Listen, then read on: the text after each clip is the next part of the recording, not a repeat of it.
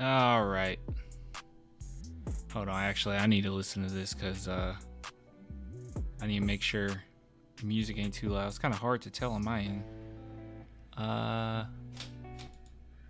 Let's see. Let's go to YouTube.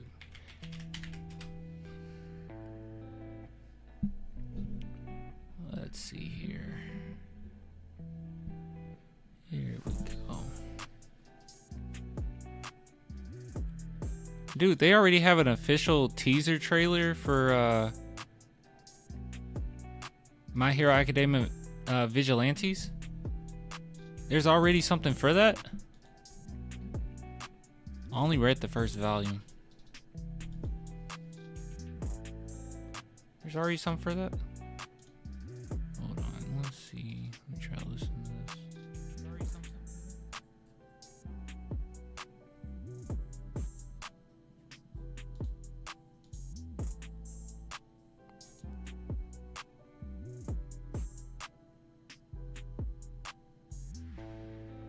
Alright.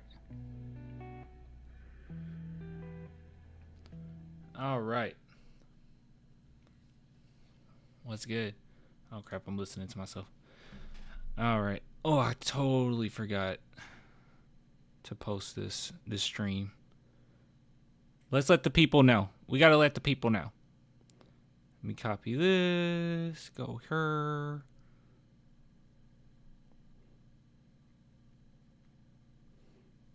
There we go. Let's do the same thing here. Do it on IG. Wait, what was that? Okay. All right.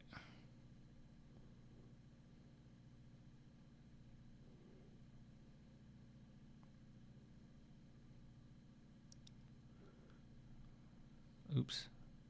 Give me 1 second. There we go. Add this bad boy in there. There we go. Should have quite a few people in here soon. What's up, y'all? Spurs waived Patrick already? Baldwin will be released. All right. So we know what all that was for. Shoot. How should I go about this? So let's see. We have the game tomorrow. How should I go about this? This is weird. Got the game Friday. Then we play on Saturday.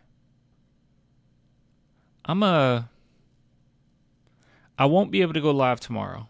I know that for a fact. Unless it's pretty late. But I don't think I'm going to be able to go live tomorrow. So we'll just have a video in place of it. And then we'll have a video for Saturday. And then I'll be able to go live Saturday night. So, yeah.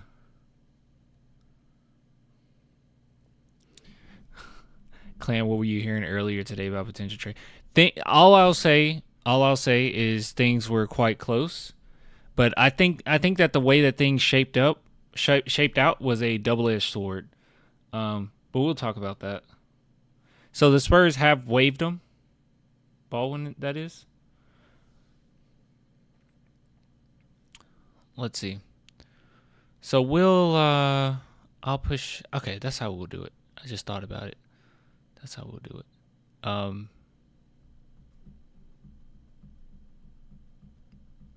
Yeah, I'll push one of these videos out. We had a video ready for tomorrow, but it might be best just to push it out to Saturday morning. Yeah, we'll do that. Because we got two big things to talk about that I thought was quite interesting. So how's everyone doing? What are the Hawks doing with these trades? Yeah, that's one of the big things. How everyone doing? Hopefully Blake learns from Fox. Blake Wesley? I have no idea Blake Wesley's role on this team anymore. When was the last time we've seen him play? That wasn't garbage time. I have no idea what his role is anymore.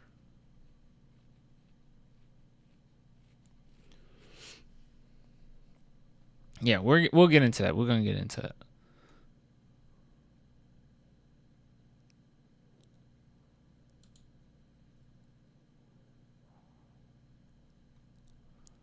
Oh, did Fox? I thought Fox might end up deleting this. Let's see. Let's see if he deleted it.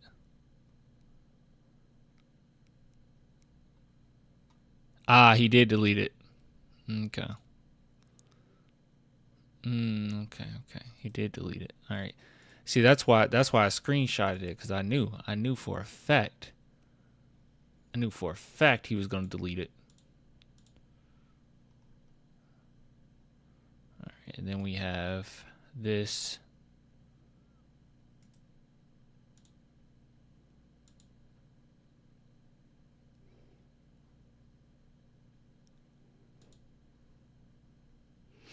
All right. See if we can find some fan tweets out here that's talking really trash. What did he delete? We'll get to it. I have it screenshotted. Yeah, our boy Fox was quite upset. He was quite angry.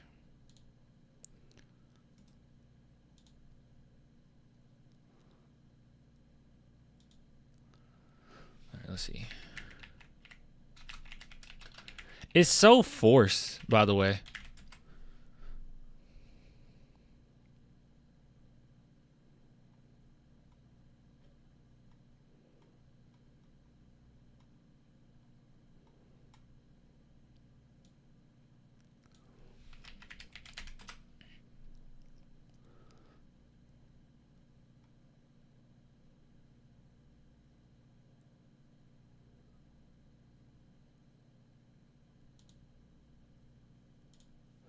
Okay.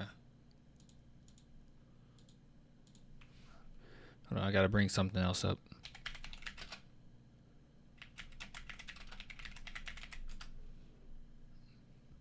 No music is so quiet. There's no music in the background?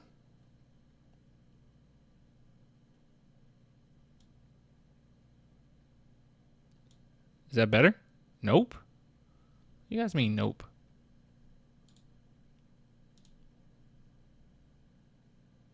What are we talking about today? Quite a bit. No? Okay. That's weird. Yeah, I hear it. No? It's nice. Don't turn it on. No music. Still no music? Let me listen to it myself. See what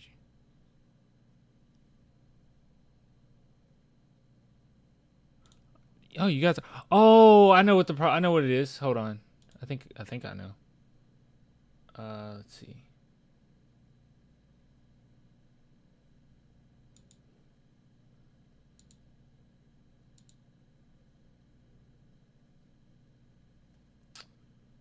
No, that's not right.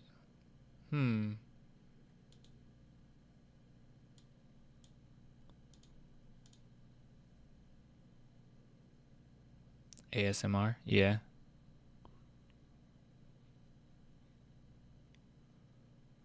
I'm not okay with it not being anything on there. That's weird to me. Why is it messing up like that?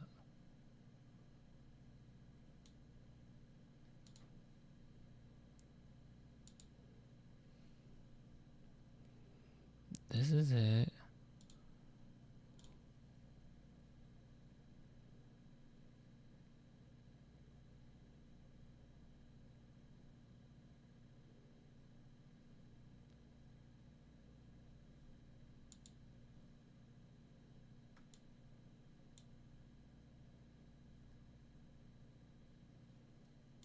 That is strange, y'all. I don't like that.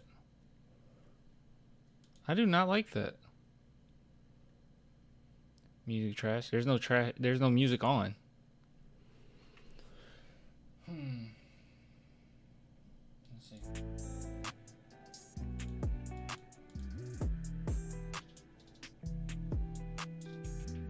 Okay, it's there. And then it goes away here. That's not right. That shouldn't.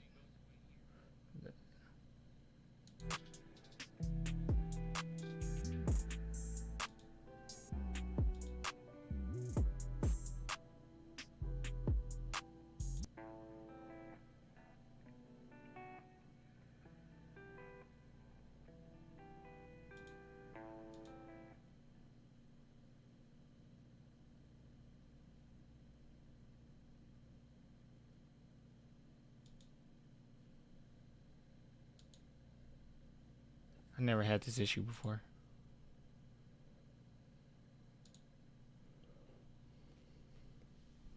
That was a different track. Yeah. Restart stream maybe? No, I don't want to restart the whole stream. Yeah, I shouldn't have to restart the whole stream. Oh, wait. Hold on. Oh, I'm stupid. This is what it is. Oh, wait. No, that's not it. Wait. Is that doing anything?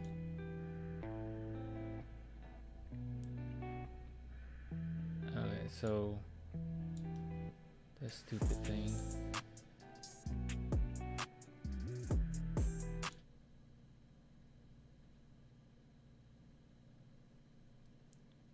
Okay, then it stops again. Actually, I like it stopping if I do a close up. All right, and then let's do react. Let's do react. All right.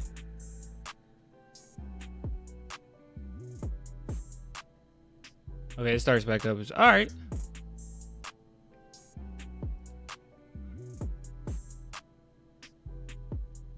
Is that cool? Is that an okay volume, everybody? I don't want it to be overpowered.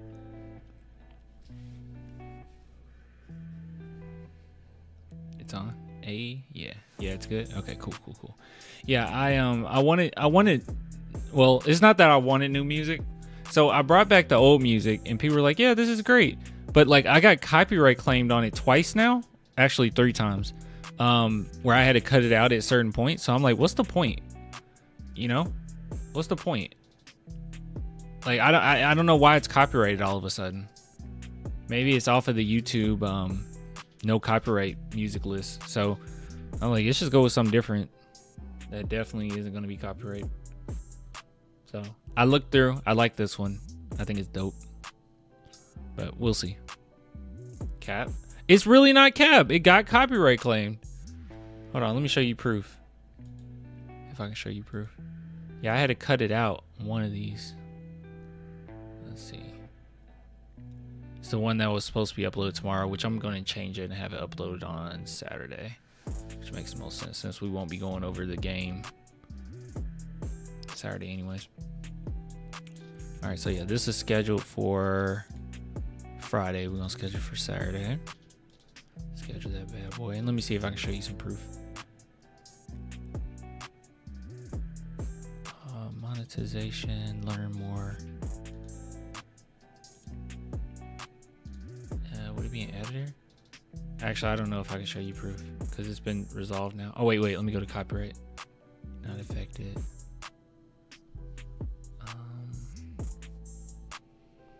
Yeah, after it's been edited, now nothing's popping up. It's not showing that it was edited. Yeah, I actually don't think I can prove this unless I go to my email, probably. It's better than the after hours tune, at least. That's ridiculous. What should we start with? All right. Let's start with some drama, okay? Let's start with the drama.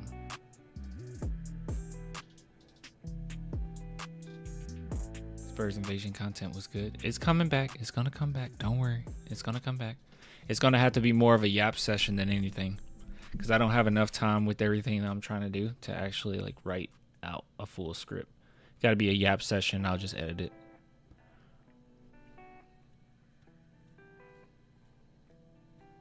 Drama? No. Yes. Unfortunately, Spurs fans, we have our first bit of drama. Okay, first bit of drama when it pertains to Dearon Fox. So it actually started from this clip. This is actually where it started. If you guys recall, it was just a cute little clip of Dearon Fox talking about Steph Castle, and it seemed like there was a domino effect after this. Now, the good news about all this is it has nothing to do with us, okay? When it comes to us Spurs fans, we're good, okay? No drama when it pertains to us fans. but there's a lot of drama when it comes to the Kings fans. And it came from this clip. So let's take a listen at what he said here and why they were so irritated by this. So let's we already took a look at this and we didn't think anything of it, but you know, it is what it is. Going through it, I was like, I want Steph here. Like then I texted him that. I told him, you're a big reason why I want to come here. So that's a big thing about it, being able to play with Vic and being able to play with Steph. And even Dev and Keldon and a lot of those guys being able to play with HB again, and even CP still being here. I think that there are a lot of pieces that can work together and grow this franchise for the future. But obviously it does take a lot of work, and I'm ready for it. All right, so what was the part that was controversial? I know it's probably very difficult to decipher which part was controversial and which part's an issue on what he said, okay? Even if a Spurs player left us and this is what they had to say about another team, I don't think that I would find anything wrong with this. But if you're a Kings fan, for some reason you found some issue with this. What it was the tampering. So they started saying, you were tampering. Let's listen to this clip one more time, just so we can get, you know, the full, I mean, it's not the full context, but just listen to what he said. And maybe you won't necessarily agree with the tampering part, but let's just see. Let's see. I was like, I want Steph here. Then I texted him that. I told him, you're a big reason why I want to come here. So that's a big thing about it, being able to play with Vic and being able to play with Steph. It was the texting part. But if you listen to what he said, it sounds like after the fact, he texted Steph and said, hey, you're a big reason why I wanted to be here. There's no tampering going on. First and foremost, the San Antonio Spurs, how they operate, they weren't going to trade Steph Castle to begin with, right? They just weren't. They weren't going to trade him. They were going to keep him no matter what. He wasn't going to go. They didn't want him to leave, right? They didn't want to exchange Steph for Fox. And what actually made this deal easier for us, and I'm going to get into the Kings drama and all that and why they're like so upset, and this back and forth that De'Aaron Fox actually had with a fan.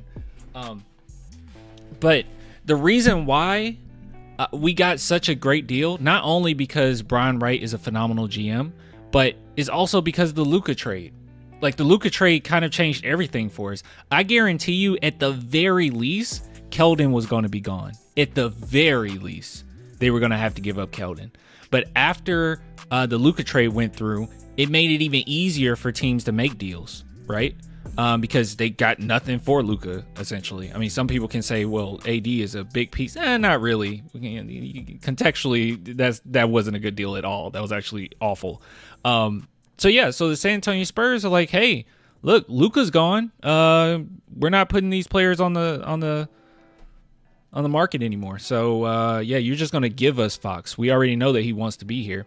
Another thing too is, I just want to preface all this before we go into it.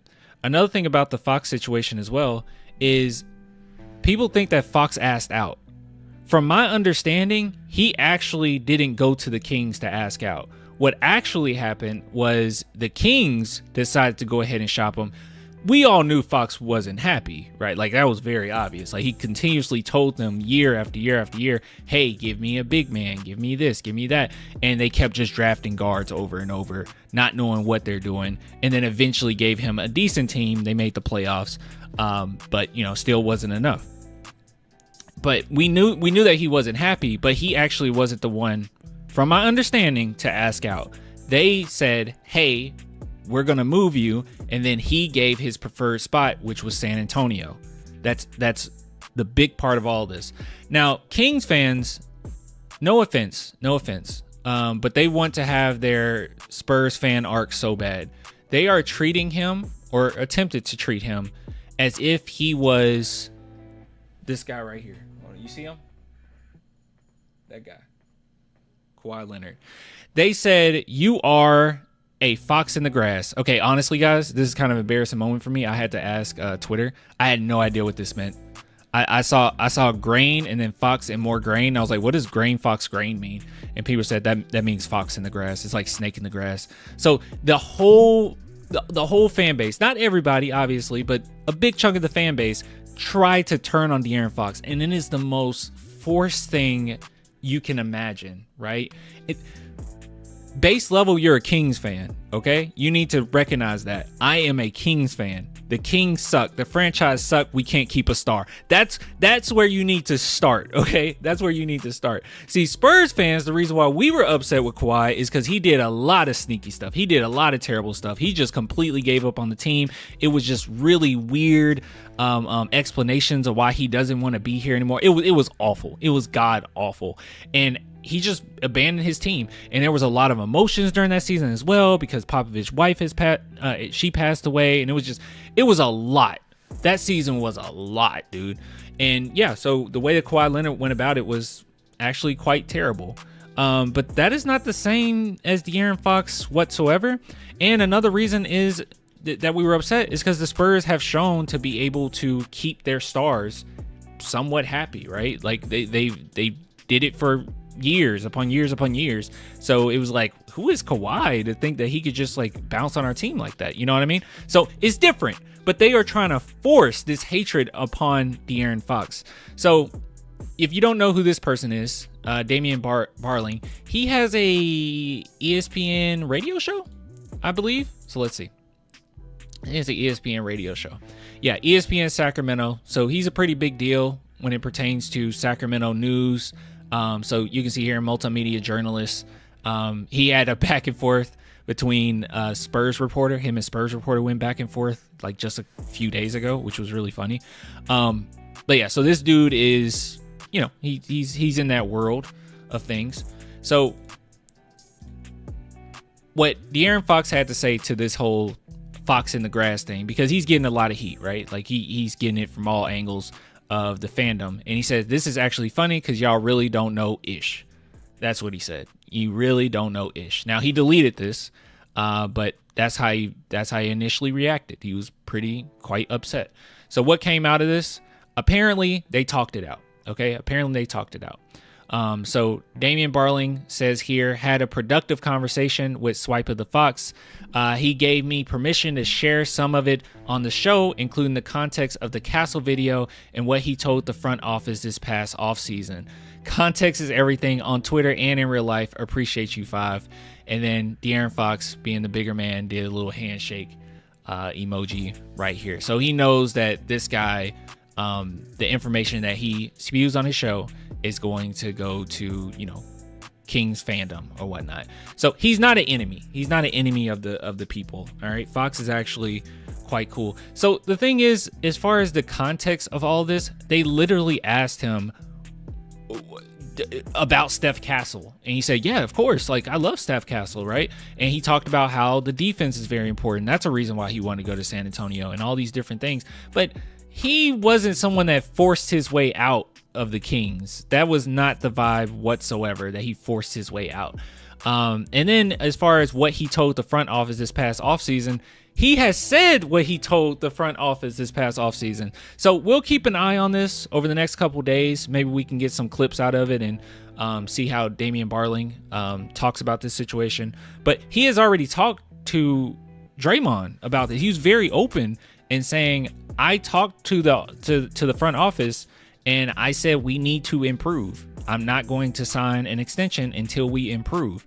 It's just very strange to me if you're a Kings fan and you see how they can't keep a star. You see how they can't keep their draft picks. You can see how their organization is just not good.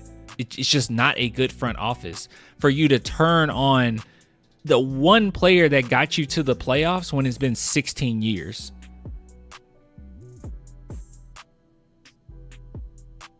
You know, we gonna listen? Well, he hasn't posted it yet, but I'm just giving you an update on what's been going on. So, but you know, to the credit of a lot of fans as well, or you know, a nice size fans, they've also said like this is really forced. Why are Kings fans doing this? Like talking about amongst themselves, right? Like what are we doing?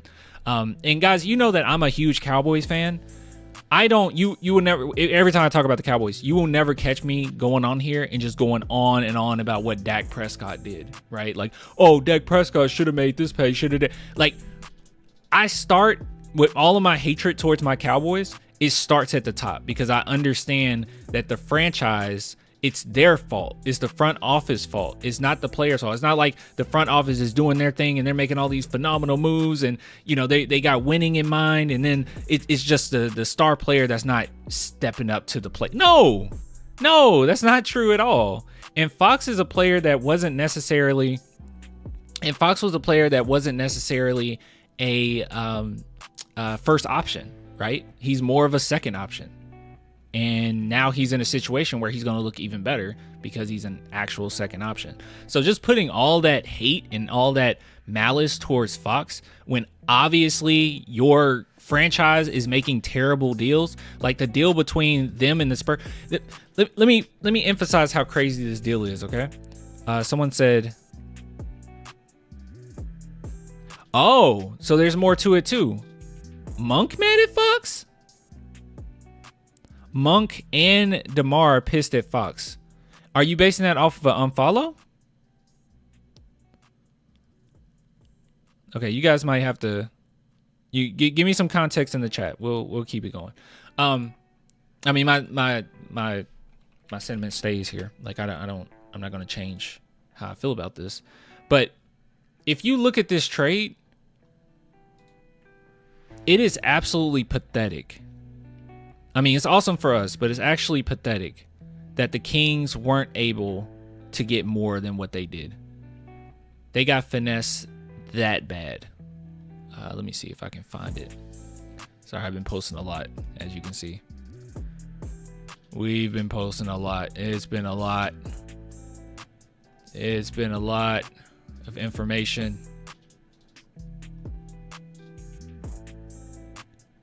Because it happened before this.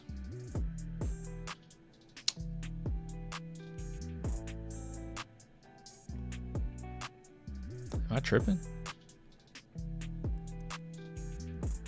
I posted this much over the last just few days, bro. Here we go.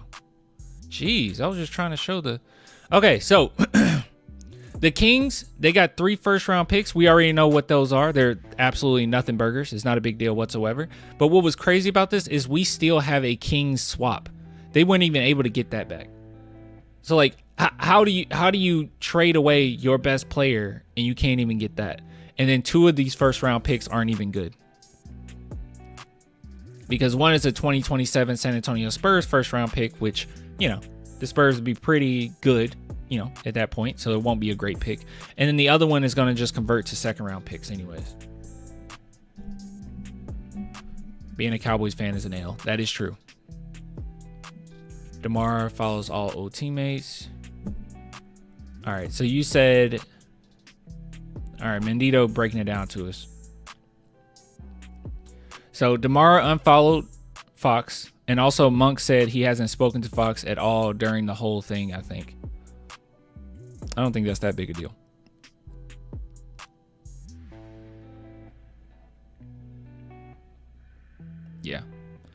Yeah. What year is the Sacramento Kings swap? Let's take a look. Spurs upcoming draft picks. I can't remember the exact year. Chat, you guys got to be quicker with it, man. Let's see. I think it's in the future. There we go. 2031. Yeah, they didn't get that.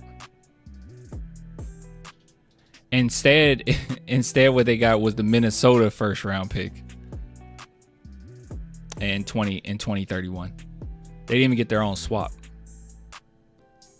That's how little the Spurs thought of them. They're like, there's a better shot that you guys are bad that year. So yeah, we're gonna keep yours.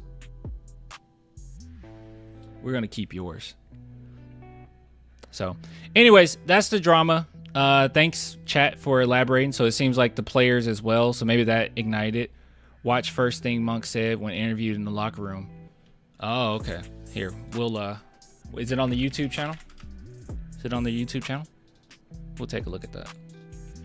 See, this is why I like going live, because you guys give me extra information. Because that's what I knew from today.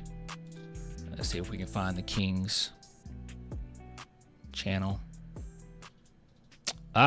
He reacts to the trade. Yes, risk the copyright. This is on Fox. What up?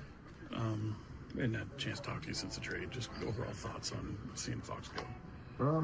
It was crazy. Because he was one of the reasons I came here for sure. But yeah, we got to move on. I know it's a business. By the looks of it, they said. This is it.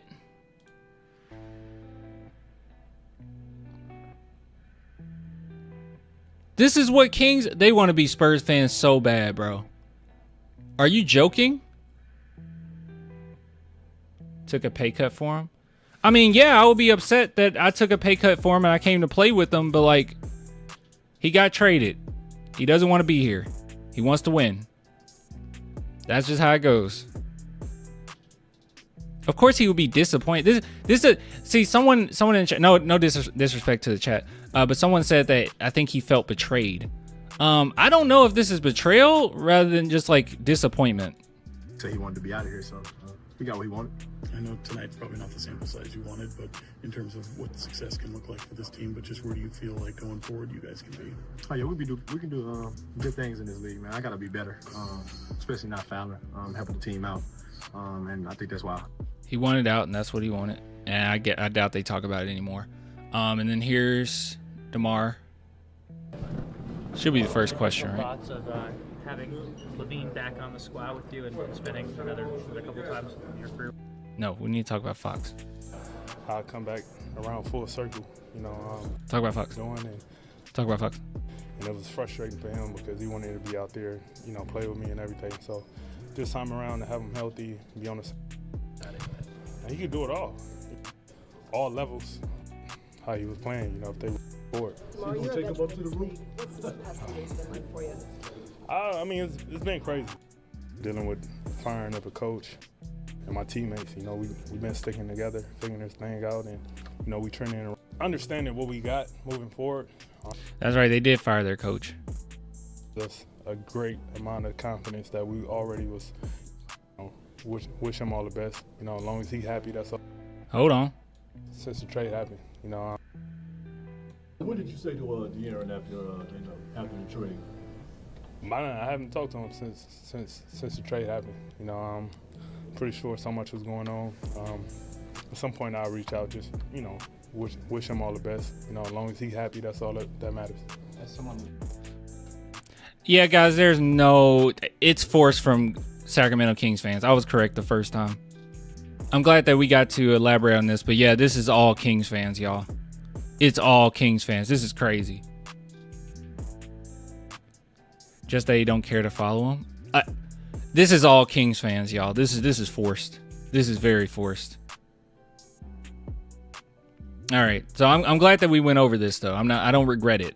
We'll keep it in the segment, right? I won't cut this out. We'll keep it in the segment, just so we can really hone in, because when we had our drama with Kawhi, right? It was very apparent from all of our players that they had some issue with what was going on. Like, it was you can go back and watch Manu Ginobili's old interview while it was going on. Listen to Tony Parker, listen to Pop. They were all like, what the heck are you doing, dude? You're putting yourself like above the team. What are you doing? This right here, I just want him to be happy. It's nothing, bro. They need to get together. Unfollowing some high school chick stuff. Unfollowing is fine, bro. Like, you can unfollow somebody. Like, why unfollow someone you're cool with? You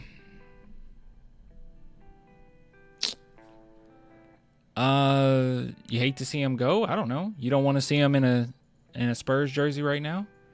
I don't know. Maybe DeMar DeRozan misses the Spurs. Maybe he miss it. Maybe it's kind of like bitter. He's like, wow, I'm stuck in this poverty of a franchise. And meanwhile, he gets to go back to my beloved Spurs. I don't know.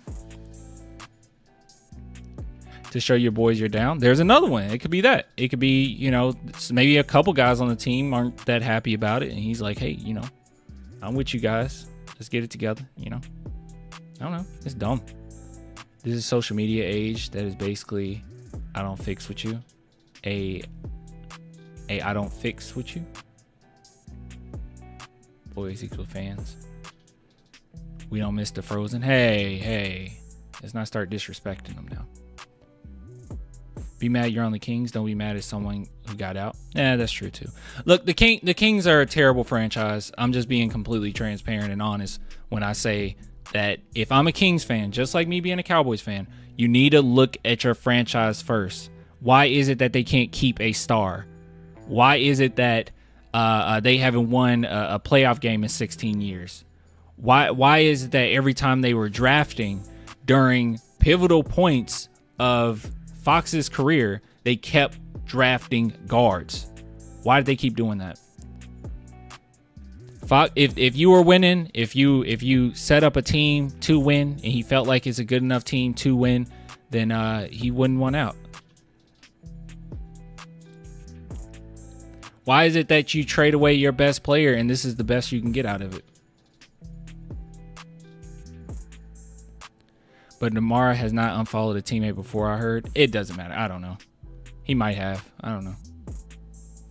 I actually haven't really kept up with that aspect of it. I promise they all low-key know what it is and can't be mad at Fox. DeMar probably encouraged Fox, especially how high DeMar views San Antonio. It is not that big a deal. It is not that big a deal. And I just think that it's for... I'll say this. All the hate... Let's break it down like this, okay? Behind closed doors, we don't know what's going on. DeMar DeRozan, Monk, they could just absolutely despise De'Aaron Fox, hate him to his guts. Everybody in that locker room can hate him, right? But based on what we've seen and what they've said and how they've reacted, there's no reason for Kings fans to react the way that they reacted and start calling him a snake. Based on what we've seen here and what we listened to, for you to react that way, it seems forced to me. At least with Spurs fans, when that stuff happened with Kawhi, every single player, key player of our team, gave the indication that they were not happy with what was going on. We had constant team. Well, we didn't have constant team. We had one big team meeting, which results in nothing. We had Popovich trying to go talk to him. We had Manu Ginobili saying, look, you got to be with the team in order. And he said this on camera, like he was talking to us, like it's important for you to be with the team and actually like at least look at film. You know, if you're not going to play, at least look at film. We're like, dang, he's not even there to look at film. We had Tony Parker saying, well, you know, I had the same injury and I got past it, so I don't know what's going on. We had so much. We had Popovich's wife passing. Like it was so much that season. But this right here, this is force. This is absolutely force. Anyways, let's get out of this one. It's a good segment. Thank you guys for telling me the extra context, though. Thank you for that. Girl, what you doing? My cat like teases like she's gonna jump up here, and it freaks me out because she's gonna mess something up. Clan for fun, go look at their draft picks the last 10 years. It's horrible, bro.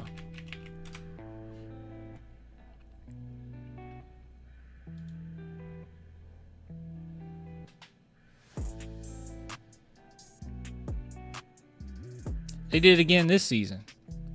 They went and got a guard again this season.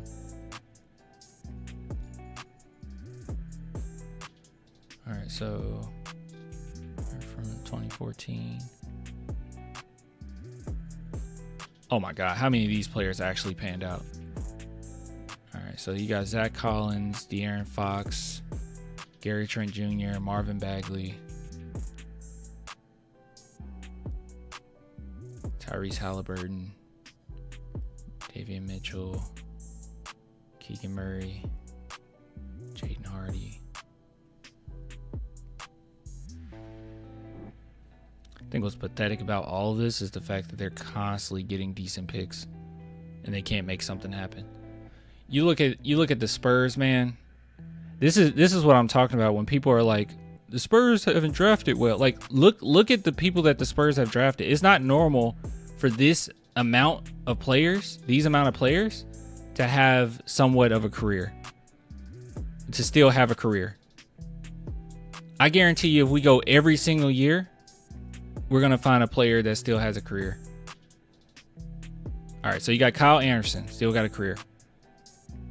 I don't remember 2015. But what's crazy about this is the Spurs didn't have great picks at all because we were winning. And then you got DeJounte Murray. The next year you have Derek White. Lonnie Walker, kind of panned out a little bit for other teams. And then you have Keldon Johnson. Every draft, these are players that still, and this is not normal for most NBA teams. Keldon Johnson. The year after that, you got Trey Jones and Devin Vassell. Year after that, you got Josh Primo. Okay. He should have panned out. And then you have Kennedy Chandler and Blake Wesley, Malachi Branham, and Jeremy Sochan. All three, say what you will about them. Oh, don't be stupid about Sochan. Malachi and Blake Wesley, say what you want about those two. With or without the Spurs, they're going to have an NBA career. Like, I have no doubt. And then obviously Vic, and we know the recent ones. But yeah, Spurs are really great at drafting.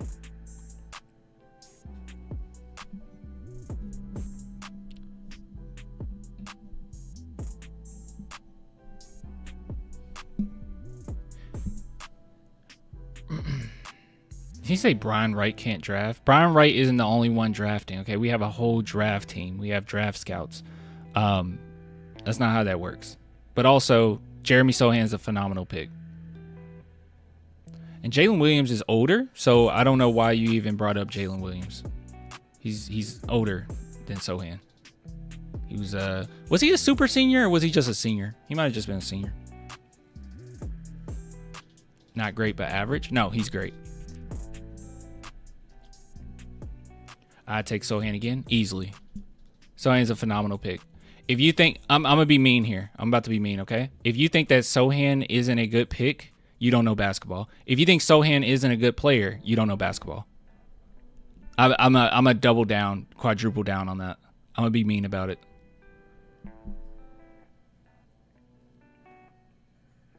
And also, it's very concerning, especially if you're a Spurs fan, because I would assume that you would cherish players that might be role players, that are really great role players for your team. I would think that you would cherish that, or you would at least see the nuance in that. But I guess only if the Spurs are winning that you can see that. Because Bruce Bowen, I got news for you. Bruce Bowen didn't have the greatest stats in the world, right? You go and look at his stats, like, yeah, he was a good corner three-point shooter, but statistic-wise, it's nothing that just blows it out of the water. But if you actually watched him and you saw the impact that he was having on the team, you would say he was very important. He deserved all the praise that came his way.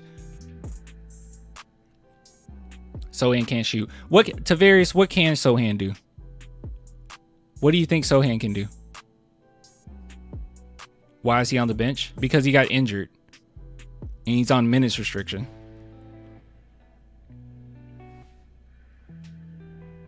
Why was Manu on the bench? I guess Manu was on the bench because he was trash. He was garbage. We talking about bench. This is what I'm talking about. You're a Spurs fan sitting here not seeing the importance of a specific role player and what role he plays. And then you're also judging a player who comes off the bench? You're a Spurs fan. Nah, that's all you got to say. Nah. Manu not first round? Oh my God. Okay. Scouting has gotten so much better over the years. The Spurs were just ahead of the curve, okay? I guarantee you, I promise you, dude, if Manu Ginobili was in these upcoming drafts, he would be a lottery pick. Easily. Easily. The Spurs were ahead of the curve back then. They were ahead of a lot of teams when looking at international talent. They just were. Manu Ginobili would be a lottery pick today. Easily. He'll be a top 5 pick. Easily. Not even joking. What a silly thing to say.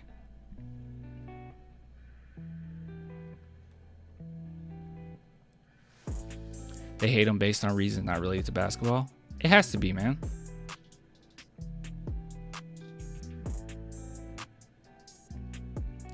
Tavares, you also said that Kings weren't going to take Levine in a Fox deal.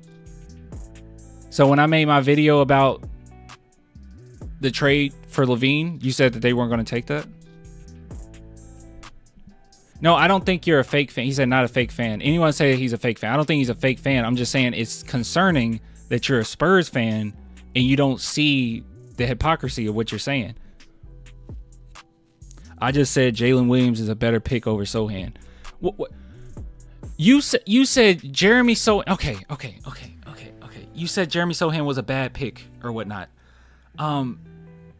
When teams are picking players, okay, not every first off, I do think that Sochan, with the promise and the age and everything related to him, he was important for what we needed. We need more big men, and on top of it, we wanted to create defense as kind of an anchor for us going forward. And I think contextually he was a good pick for us. Not every team that picks a player based on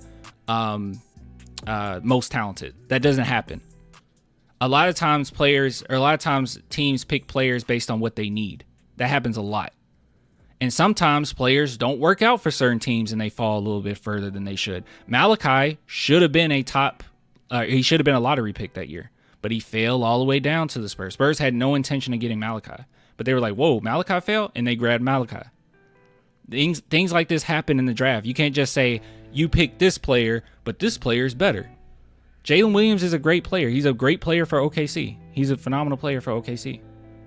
I don't think he's a star. I don't think that. I don't think he's a star. I don't think Sochan's a star. But I think what Sochan brings for our team is very important. And I think that he is a vital part of what we're going to do going forward. Is the music off again? You said no music? No, that's not a good thing, man. I don't want the music off. Must be a Kings fan? No, he's a Spurs fan. Why is the music off again? I don't think no music is better. I don't know. Did it turn off again? Music is on? Oh, okay. I hear it. Oh, okay. Yeah. Anyways. So Jeremy Sochan like Draymond Light. Jeremy Sochan is Draymond Light. But I think he's Draymond is a really good passer. He's a really great glue guy. But I think when it's all said and done, Jeremy Sochan will be a better offensive player than Draymond. But that's not my words either. Jeremy thinks that too. He said that because they were trying to compare him. Remember that interview where they were comparing him to Draymond and Dennis Rodman? He was like, yeah, but I think I'm more talented offensively. I agree with that. Also, how do you watch this last game and not see how important Sochan is? I usually don't try to bring up stats, but I mean, it seems like, I'll just be honest. Someone that comes in the chat and says that Sochan is important or he's trash or that wasn't a good pick or whatever. If you say that, I feel like you stat watch. He went 7 for 8 last game, but you can see how easy he makes it for guys like De'Aaron Fox. Well, I guess De'Aaron Fox also makes it easier for him, but his pick and roll game is kind of incredible. It's really great. You have De'Aaron Fox, one of the best pick and roll playmakers in the NBA, and then you got Jeremy Sochan, the third best roller in the NBA. He's behind. Who is he behind, y'all? Hold on. I bring this up all the time, but I never actually show the graphic. Hold on. He's behind Jokic and somebody else. Let's see if we can find it. Here, we'll just scroll my feed for a while. This is gonna take a while. Just to let you know. This is gonna take a minute.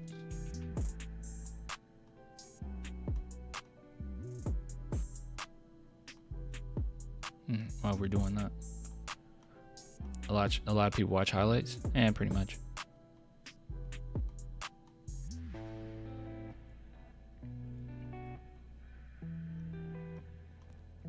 Fox is smooth on the pick and roll. Watch Jeremy Sochan and Fox on the court together.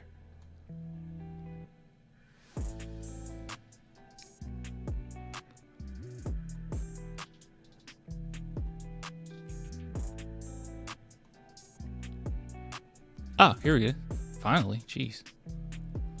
Here we go. Top 5 pick and rollers. Yeah, Cat, Jokic, Sochan. Sochan's right there. He actually averaged the same as Jokic. This is points per possession. That's how efficient he is in rolling. This is important for what our team is. Why does Jeremy Sochan have to play off like offensively? Why does he have to play like Jalen Williams? Jalen Williams doesn't have the same amount of defensive versatility that Sochan has. They have different skill sets. And what Sochan brings, being, having his size and being as mobile as he is important for what we need.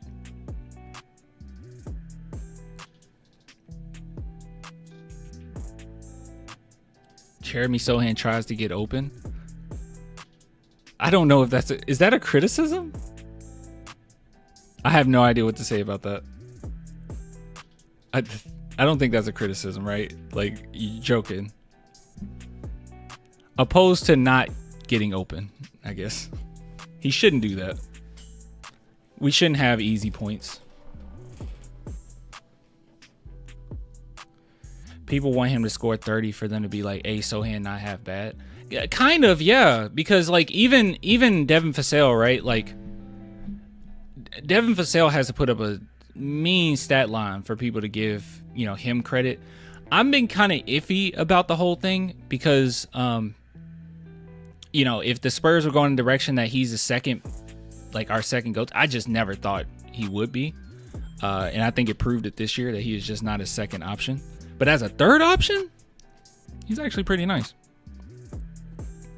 We can't have everyone scoring 20, 30 points. So let's get this out of the way right now, chat. Sochan's stats are going to suck. Now, his advanced analytics won't. Okay? His advanced analytics will not suck. But his stats are not going to be the best. It'll be good percentages. He'll get some, obviously being a great pick and roller, he'll have high percentages as far as points around the basket. Maybe he'll give you a 3 now and then, but he is not going to be someone that stuffs the stat sheet. Some games he's going to have a bunch of rebounds. I mean, if we can go ahead and add another center, that would be nice. And he can actually, go back to his position. But yeah, it's just not going to happen. And he's going to have sneaky double doubles, right? Like, it's going to be sneaky. Like, it's going to be at the end of the game, you're like, oh wow, he had a double double this game. Like it's not going to be something that's in your face. It's just how it's just the role that he plays. It's not going to show up like crazy. It's just so irritating, man. Because you take some of the best Spurs role players of all time, and we can just sit here and just reminisce on how great they were. And I agree. But then it's like, dang. It's like, dang. They didn't have the best stats in the world. Why are we acting like every role player the Spurs ever had was just lighting the world on fire? This is Boris Diaw. Boris Diaw was a monster for us, right? We all love Boris Diaw. Look what he averaged. He's like, but he was a sniper from 3. Yeah, sure.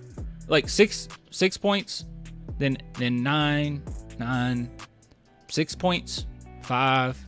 That's how many points he averaged. He gave you a few rebounds a game, couple assists a game. Because that's another thing. We talk about how great his passing is, which it was a lot of like pass to assist because we had such good ball movement. But yet and still, it's like, oh, well, a couple assists here and there. Like, we didn't stat watch then. And we didn't stat watch them because we were winning games. No one cared about stats. No one was like, oh, let me look at the Boris Diaw stats. Oh, he only had that. No one cared. Just wait till the Spurs start winning. We just don't have a great team right now. I'm of the notion that if Boris Diaw was on this team, while we're not, I mean, we're better now, but like, let's say last year's team or whatnot, people will say Boris Diaw's trash. We need to get rid of him. He can't play defense. Like that's what people will be doing. You talking to the void? No convincing Sochan haters? Yeah, that's true. Did you see the All-Star draft? I'm a little confused by that. So how does that work? So like, yeah, why did 3 people have a draft? I don't get it. Can someone explain this to me? Like, how does this work?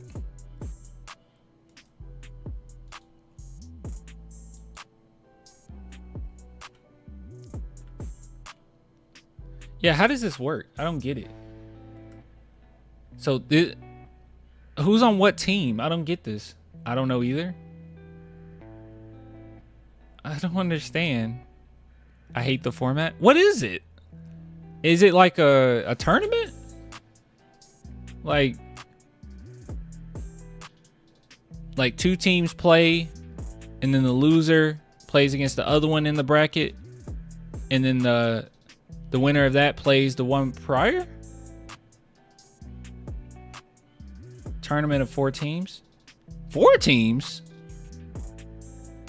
3 all-star teams and 1 G League team? How long have we been doing this?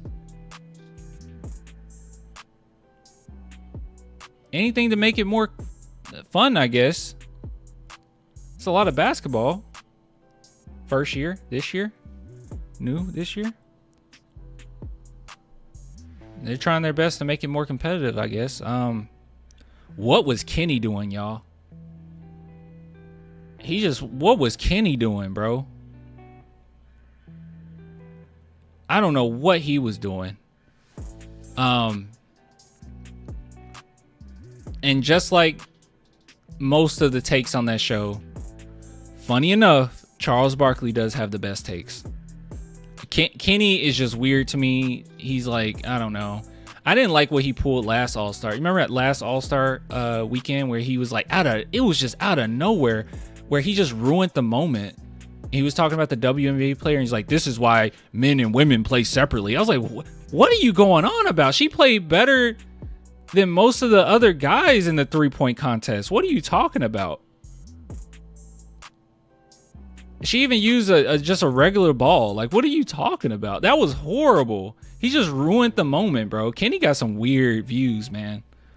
Kenny got some weird views. Kenny said he was going young because they play harder. Anthony Edwards? Did he watch Anthony Edwards last All-Star weekend?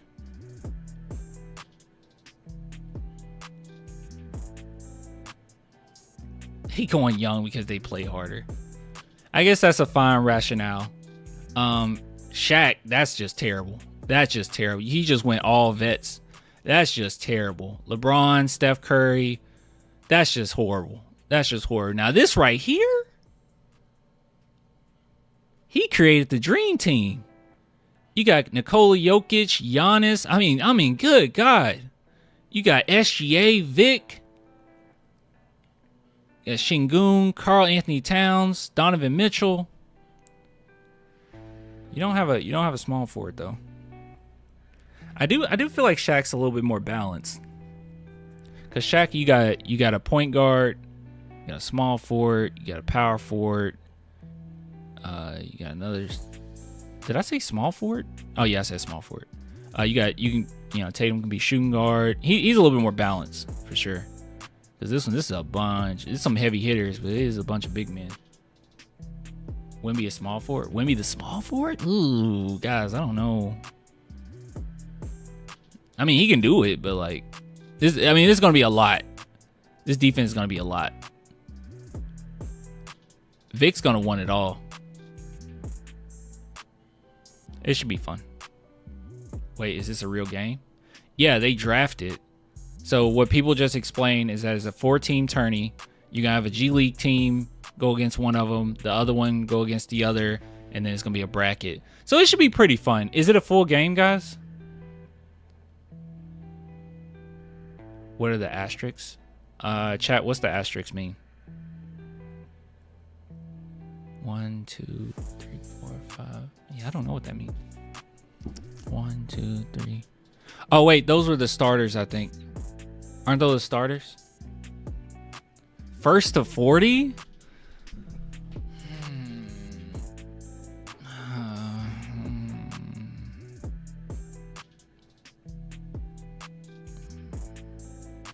Is the last game going to be an actual game, or is it going to be first to 40 again? Kenny has 1 starter? Yeah, that's what I'm saying. I don't know what Kenny was doing, bro. No game clock. So it's just a pickup game. Winning team or rising stars is 14. Okay. That's just a pickup game to 40.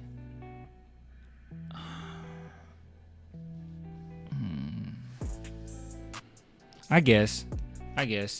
I mean, it's better. It's better than us going 4 quarters and teams have like 150 minutes. Yeah, I guess it will be a little bit more competitive. First to 40, getting you back to your roots. You know what I mean? You're going back to your roots. It's gonna be very easy for Chuck's team to score. By the way.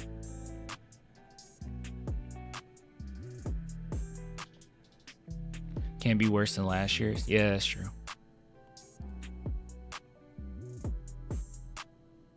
If Giannis comes to San Antonio, I'm quitting my job and working for the Spurs organization. Yeah, you got to be an usher or something. You got to get in. All right. Anyways.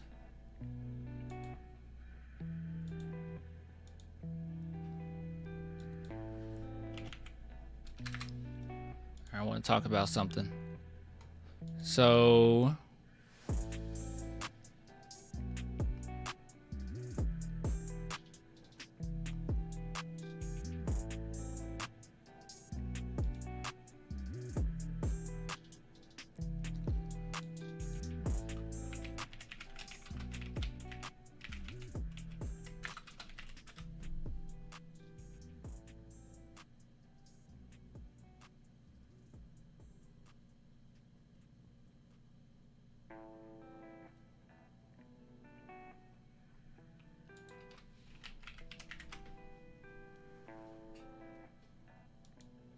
All right.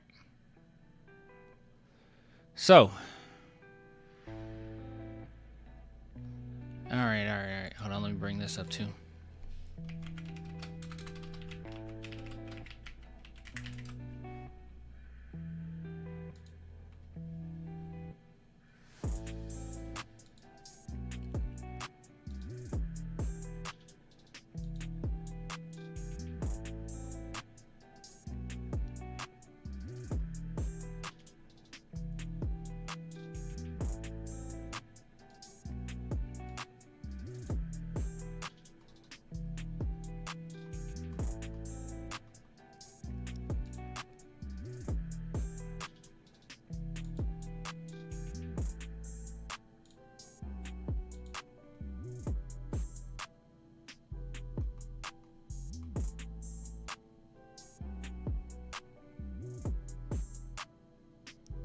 I think that's going to be copyright. I'm not going to mess with it.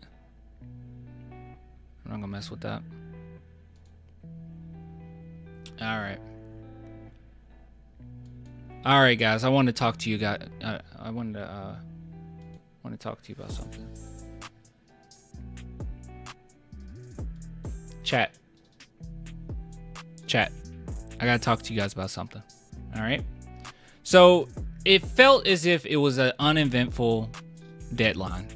Obviously, Spurs fans are not complaining. I mean, we got De'Aaron Fox for virtually nothing. We kept all of our players. We kept all of our important picks. The only one that I hate that we had to give up was the 2027, but we got De'Aaron Fox. And 2026 is going to look good. 2025 draft is going to look good. So the Spurs should be pretty doggone good, right? So at the end of the day, doesn't matter that much. Probably not.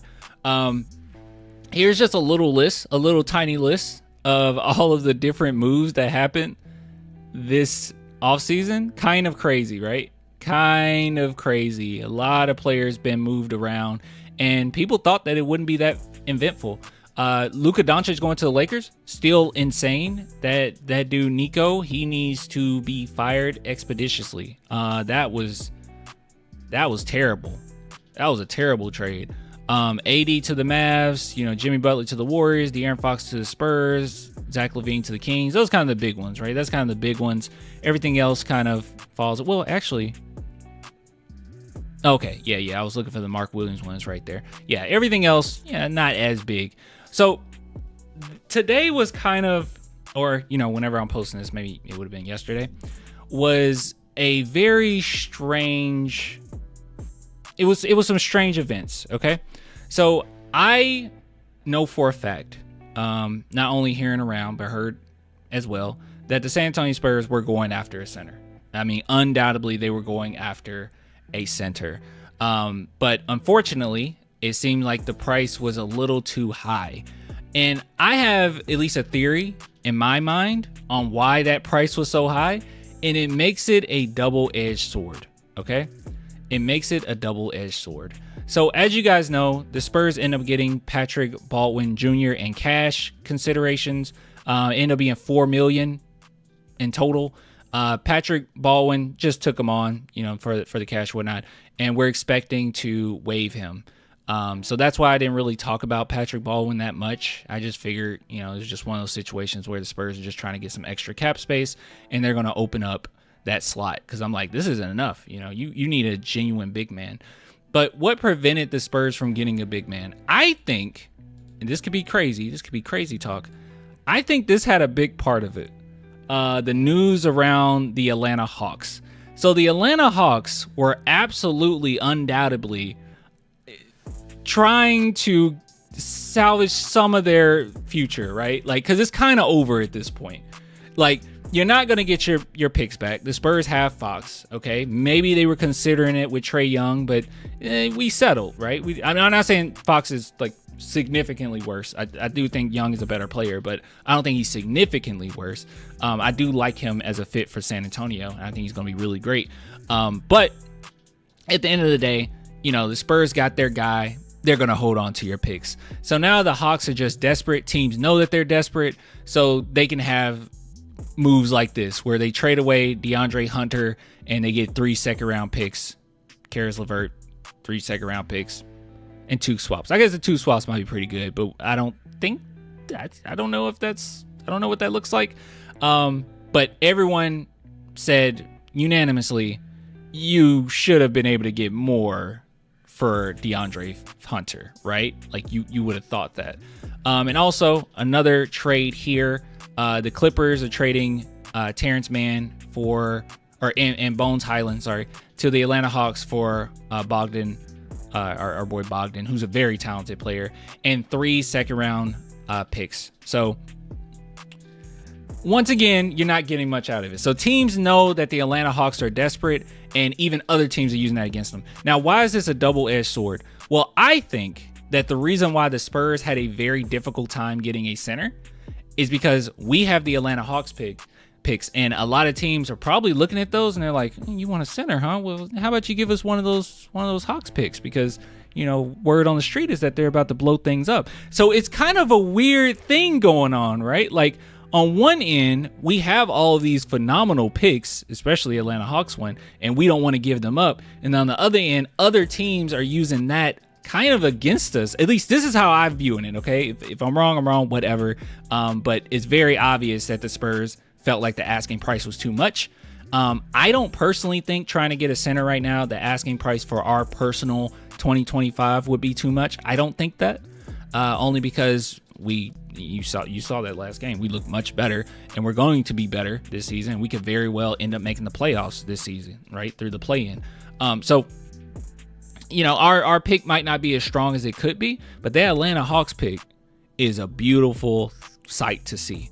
And these teams are probably just not going for that. Like, oh, no, you're going to have to give us that pick, homeboy. You're going to have to give us this pick.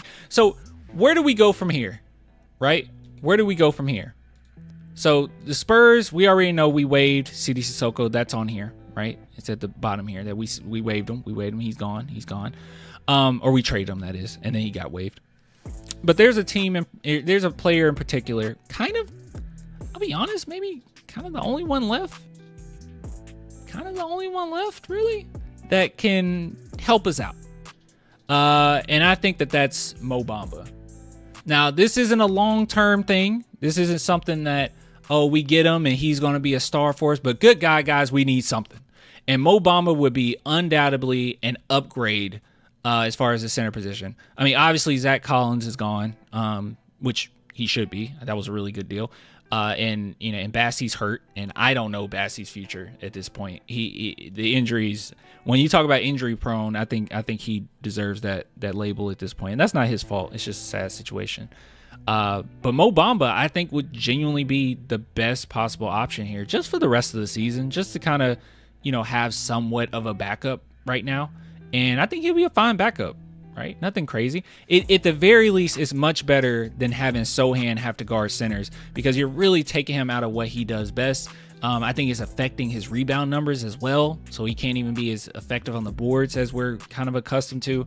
It's just a messed up situation when it comes to that. So hopefully, because we know that he can guard 1 through 4.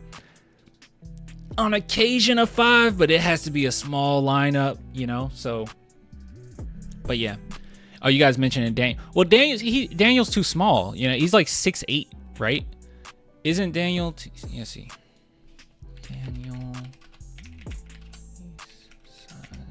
I mean, it could be fine. It could be fine. He'll be a good pickup, but he's a power forward, right? Yeah, he is. I said size, but do I have to put height? Oh wait, it's right there. It's right here. Yeah, he's 6'8". If it's up to me, I'm going with Bamba. Kind of for selfish reasons, I'll be honest with you. I really want to bump the Mo Bamba song. Okay, it's been a while. Lyrically, it's not the best song in the world, but it's a banger, right? And it will play every single Spurs game, and I will turn my TV up when it plays. Ballin'. Oh my goodness. We got to have a good time with that.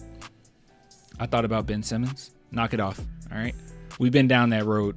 Remember when I thought about Ben Simmons and everyone called me stupid? They were right for calling me that, all right? It gets the people going. That's what it does. It gets the people going. So just want to relay that information to you. So it's kind of a weird thing, right? And funny enough, no Spurs fans are upset. Everyone's so happy. It's kind of weird. I'm not used to that. I'm so accustomed to everyone being angry at trade deadline when it comes to our team, but everyone's cool. It's everyone sees the vision now. They're like, oh, I see the vision. I get it. I understand it now. It's cool. It's cool. But yeah, I think that it was somewhat of a double-edged sword here, where you're trying to make a deal and you're trying to finesse a little bit to get a center. Centers are hard to get nowadays, by the way. Those backup centers are actually pretty difficult to trade for. So they're pretty valuable nowadays. So the Spurs are like, hey, make a deal with this. And they're like, well, the Atlanta Hawks, they look like real trash, real trash. How about you give us one of those? And we're like, nah, we're not doing that. Rightfully so, too. We're not that desperate. But we'll see what happens. But like I said, Baldwin should be moved. At least that's what's being reported thus far. So he's expected to be waived. So we'll just kind of see what comes out of that. Unfortunately, I feel bad for certain fans because I saw some people actually excited about having Patrick Baldwin, but it's how it goes. As soon as I saw Baldwin and Cash, I was like, Spurs didn't want Baldwin. Anyways, Atlanta is probably going to trade Young for draft capital or young players with potential. It's so weird, man, because whatever you get, I guess it just depends on what team would want them, and then what can you get for them? Because it seems like nowadays, man, certain stars, you're just not getting what you want out of it, Now, the Kings are a terrible franchise, but good God, and it's not like the Atlanta Hawks are top tier when it comes to trades and making things happen, right? They literally gave us 3 picks and a swap. 3 unprotected picks and a swap for DeJounte Murray.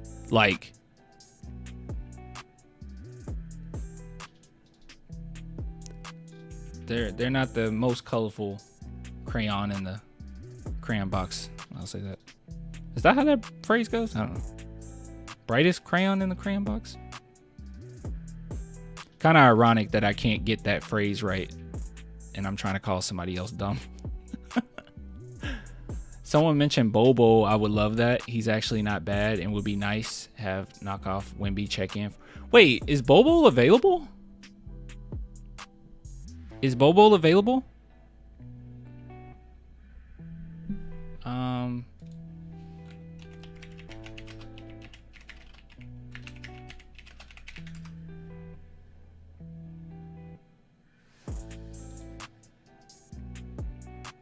No, he's in Phoenix. Okay. Yeah, because I'm like, Bobo. Let's see if we can find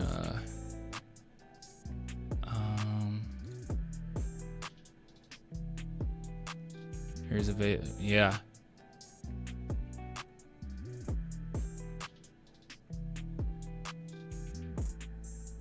Got Boban. Yeah, guys, our best bet is Mo Bamba.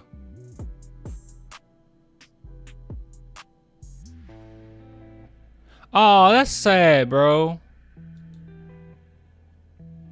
Baycott? He got waived? When did he get waived? Oh, he went undrafted. Dang. I didn't think he'd make it to the NBA though. I'll just be honest. So he got undrafted and then he signed with the Grizzlies. Then waived. Became a free agent. Dang. I don't want Baycott, by the way. I just let you guys know that I don't want actually want Baycott. So he's not that good. CD Sissoko with no team. I wonder if we'll be able to get him. Kai Soto. I swear to God, anybody bring up Kai Soto, I'm going to lose it, okay? Kai Soto is not good enough for the NBA. Kai Soto isn't even good enough for the G League. I could talk about Kai Soto and get a bunch of views. I could get a bunch of views talking about Kai Soto. I swear I could. It happened before. Because I was like, oh, I'll check out Kai Soto. Everyone keeps telling me about him. And then, like, I did a second video, and I was like, yeah, guys, he's, like, not that good. And a lot of people got mad.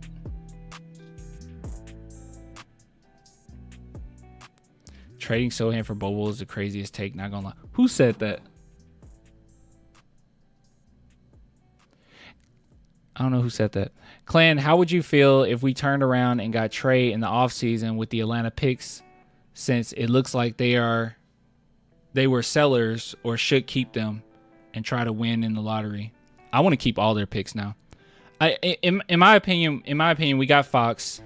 I mean, obviously we love Trey Young, but it just doesn't seem necessary. Like, don't give them their picks back. I mean, they are on free fall, man. I mean, this could be really good. Think of it like this, okay? Hold on. Let's think this last thing we talked about. Let's bring up Spurs upcoming draft. Think of it like this. When do you guys think the Spurs are going to start winning? Like, I mean, genuinely winning. Like, we mean like playoffs, you know, at least get into the second round. When do you think that'll happen?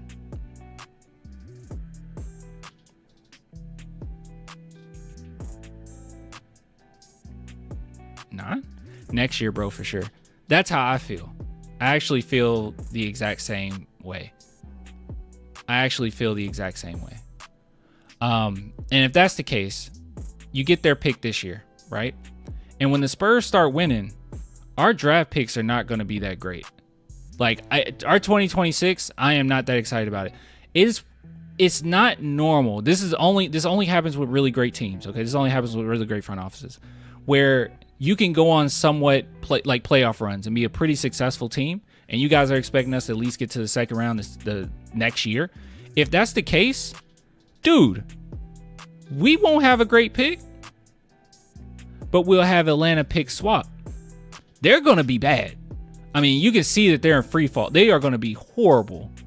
The fact that we can get more talent cheaply, I mean, at the time, you know, obviously you have to pay them eventually, but you get cheap talent early on and you grow upon that, and then the next year you do it again in 2027, because we really don't want to give them their 2027 back, because keep in mind, we gave away our own 2027. Now, we do have the swap rights here, but these might not be that great, right? Like, and it's second round, and it's the second round, so it really won't be great. But OKC, Houston, Miami, yeah, it won't be great anyways. But you want to keep theirs in 2027, and then now we're like, Spurs really cooking. Shoot, I don't know, guys. We might even win a championship at that point. And now you go into 2028. Oh, we don't have theirs in 2028. It stops in 2027, I think. Yeah, it stops in 2027. Sorry, that was my mistake. I thought we had it in 2028. We got Boston swap in 2028, and then we have our own.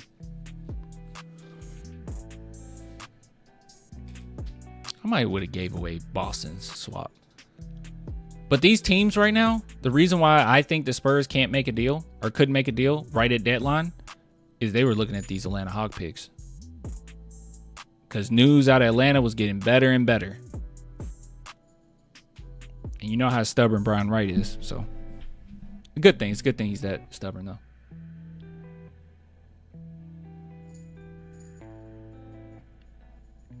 Hey, Clan. Hello. We'll talk about the draft more as, time goes on, especially when we get near, after the season or whatnot. We'll talk about the draft way more. We'll go through every single player, and I'll tell you exactly who I want. We'll do it. That'd be fun. Cooper Flag or Ace Bailey would be nice additions. You said that with way too much neutrality, my friend. Cooper Flag and Ace Bailey would be nice additions. That was way too much neutrality for that. You should be losing your mind at the idea of getting either one of those guys.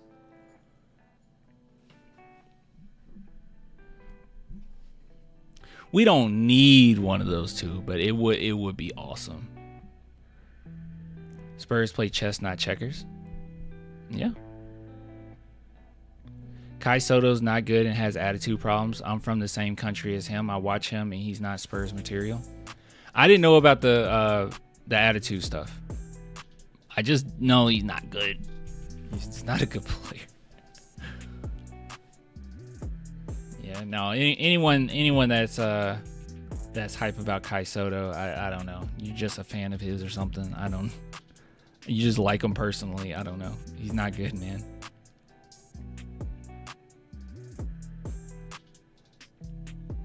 If we get one of those two, does that mean Fasel Sochan would be gone? Don't think that far ahead. Don't think about all that, dude. That doesn't mean anything. Don't think about all that. We can't start worrying about if we get more talent. Does our talent, can we keep our other talent? Let's not worry about all that right now. This is a good problem to have. Don't worry about that.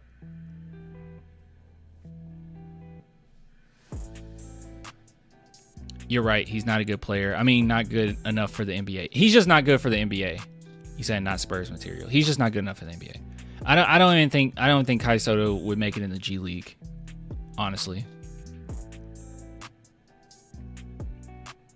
Also, the G League, another thing that wouldn't help him is the G League is often tailored towards guards. Like, guards have really good showings in the G League opposed to big men. That will hold him back too.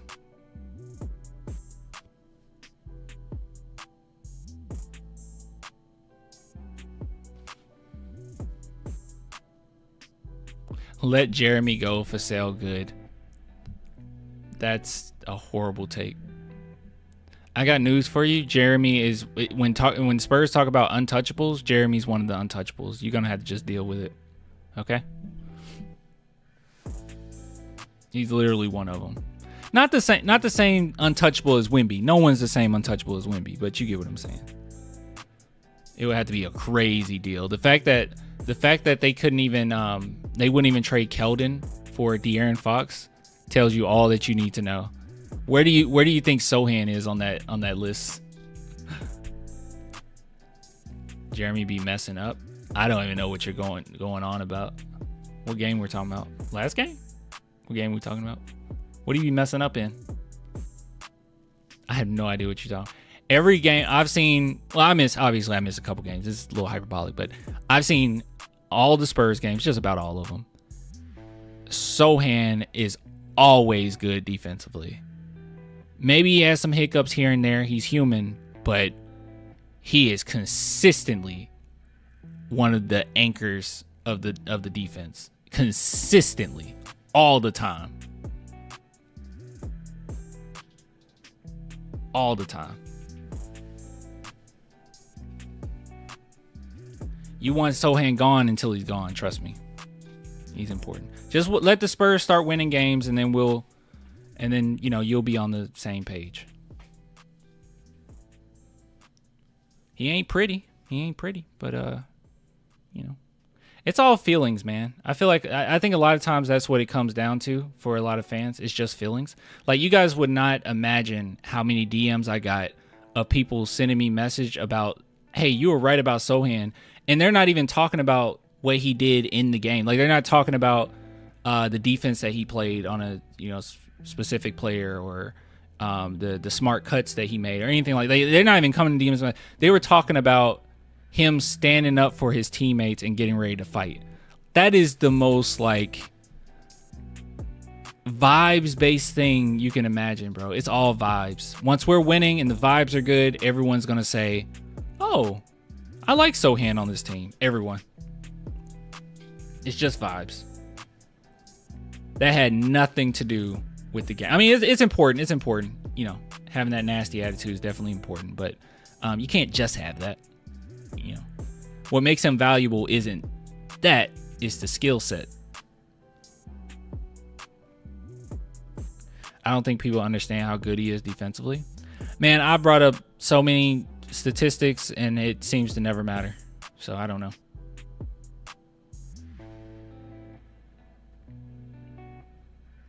If Sochan can somehow become a 3-and-D guy, yeah, we rolling. Sochan's shot looked pretty nice that last game. But that's just not the role they have him playing. He's not fully comfortable yet. But he's improved in all aspects of his game, so there's nothing to really worry about. It really is because he doesn't score. Yeah, that's probably what it is. Whoa. Chris, that's a lot to ask for. Jeremy getting his 3 to a 35 to 40%? Oh, it won't get that high. I say 33. If he can just have a solid 33 for his career, I think we're good. We're looking good. 35 to 40 is high for Sochan. You said 35 is doable? Well, I think last year, this is the last thing we'll bring up.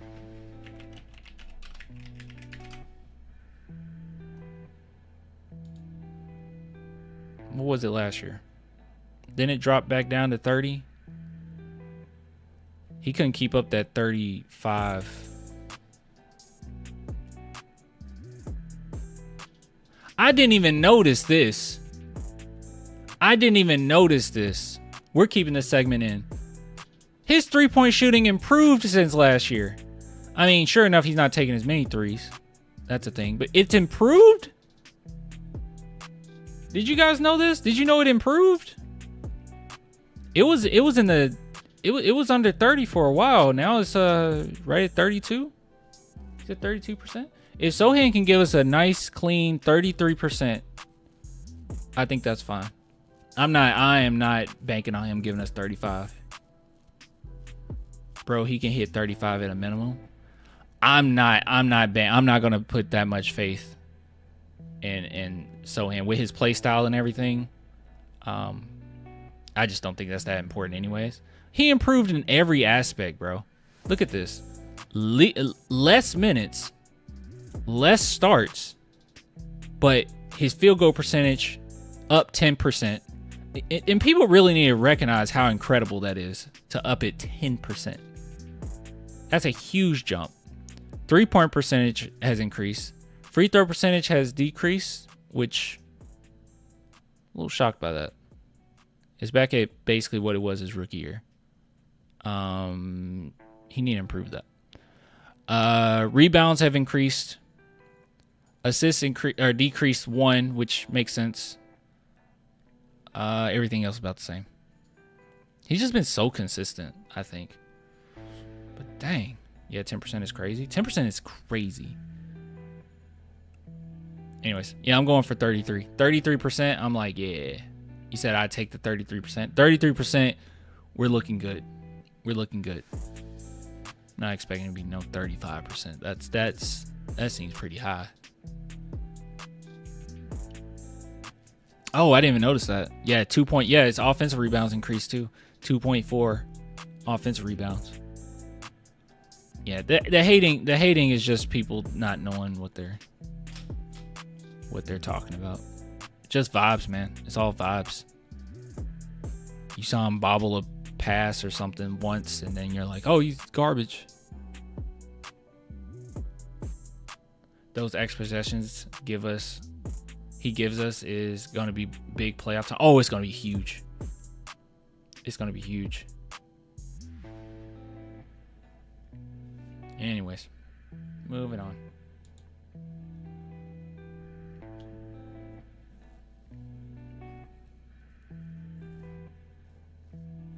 How can Joker be such a great three-point shooter? He's so unathletic. He's ridiculously great.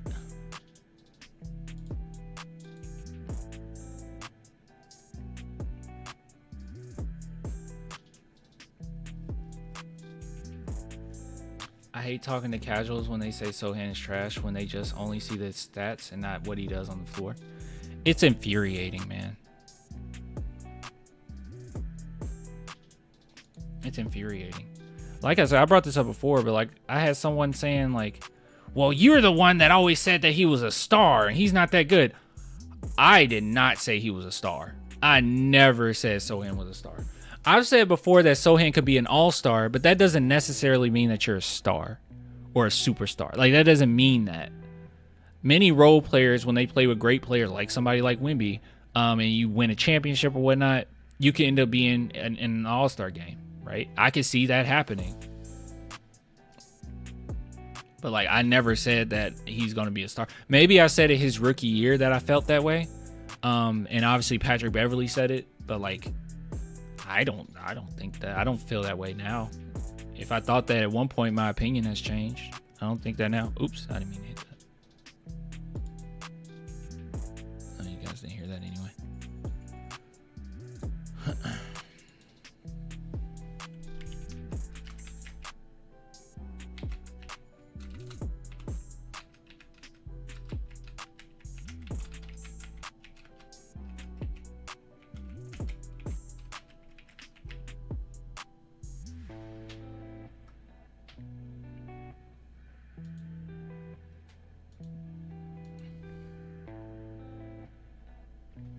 Clan Evan Townsend was shouting out your channel on his space, by the way.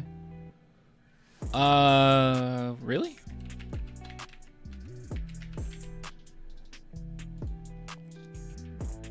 Is that still up or is it gone? Was it this one?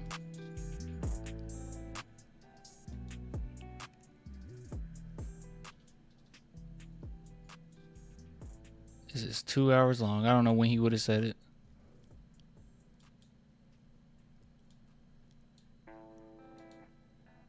Oh, I didn't mean to do that.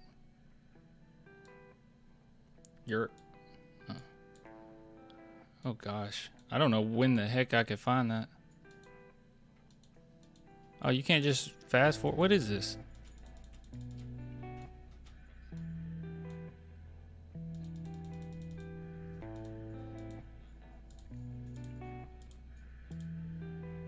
To the timeline. Let me make things. If getting caught in a lie. What? Do you know when it was? It's the NBA Illuminati. You gotta abide. You know what I'm saying? If you know, you know. All right, now, if anybody has any questions, anybody wants to come on stage, Ty's been waiting patiently. Ty, I actually owe you a follow back. You made a new page, a new page. That's cute. If you have any questions or concerns, please come and ask. Just one at a time. There's only 2 hours until the deadline. I have to go back to work at 3. Jesus Christ. Boy, we got women. Have the gym, no matter. Oh, city to Sochan, because the Nets are winning. The trade for Cam Johnson. In 35, trying to be in position to actually. Long time since I've been in one of your space, but I don't want a junior. He's from New Zealand and have a choice. Thanks, man. Clang, your thoughts on backup center during free agency 2025 draft? I'll get to the 2025 draft when we get to that. Closer to that time, like after the season. But backup center for now, I think Mo Bamba, dude. You know? I think that's a good one. You're stuck. They thought in terms of available, whether if it's by rest, so low, so late. But ideally, I don't know. Ideally, I can't like skip through all 2 I'm just hours. trying to. Oh my gosh, still. Yeah, I can't go through all 2 hours, so that's cool though. He shouted me out. I wish I could give you a timestamp, but I can't remember off the top of my head. No, it's okay. All right. Yeah, Evan Townsend's cool.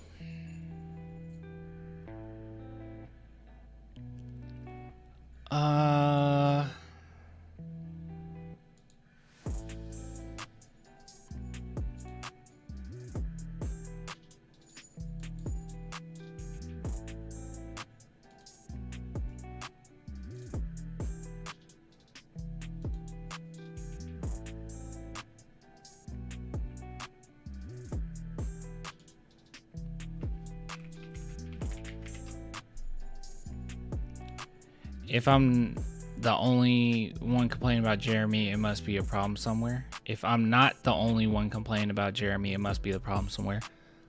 No, that's not how that works. People complain about silly things all the time.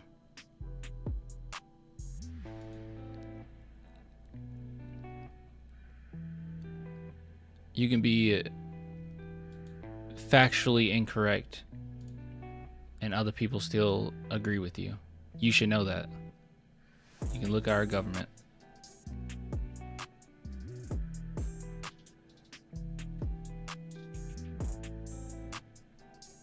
Only casuals complain about Jeremy, bro. I was surprised to hear someone complaining, actually. Oh, really? No, dude. No. Sewing gets get plenty of hate. You're definitely not the only one. You're not the only one that's wrong. There's other people that's wrong, just like you. Said you must be new in here. Yeah, it's people. Yeah. You'll be surprised, man. You'll be surprised.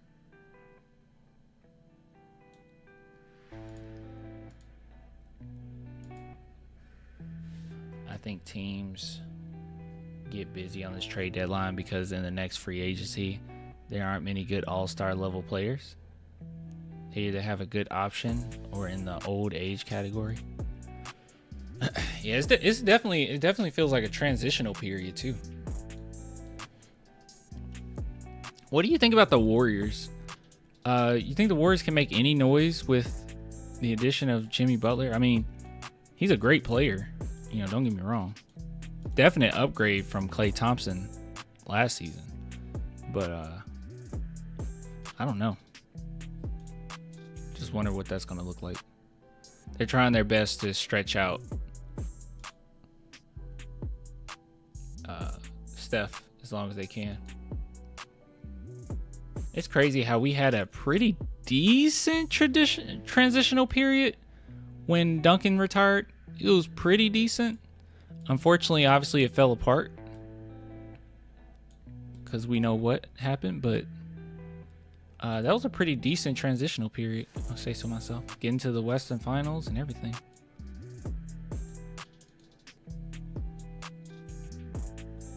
Just didn't pan out.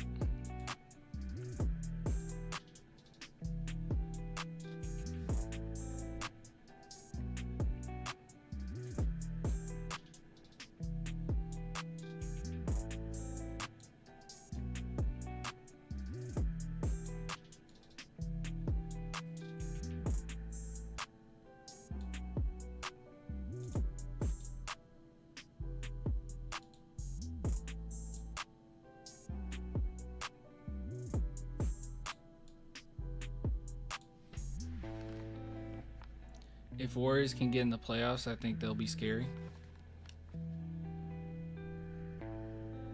They messed up not getting LaMelo Ball.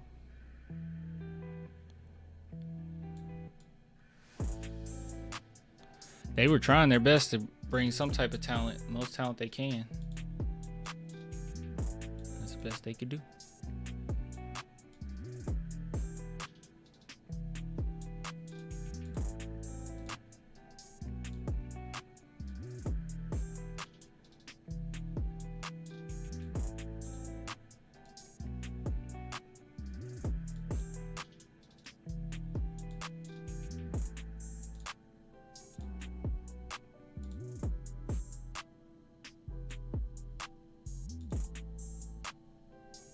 He got greedy. Is that what it was? Get Dyson Daniels and Amon. Oh man, they might be kind of pricey, man. They might be kind of pricey.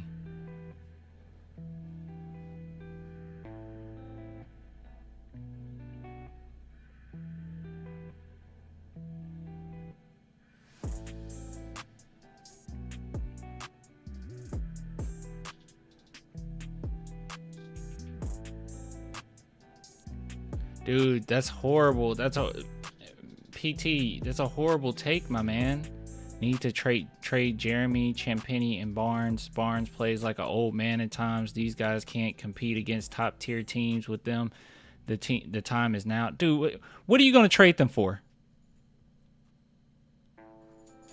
Champagny's definitely playing out of his contract. Barnes is a good leader right now. And Jeremy, that's just silly. What are you going to trade them for? What's available out there that you feel like you can get it, that you'd be willing to trade them for?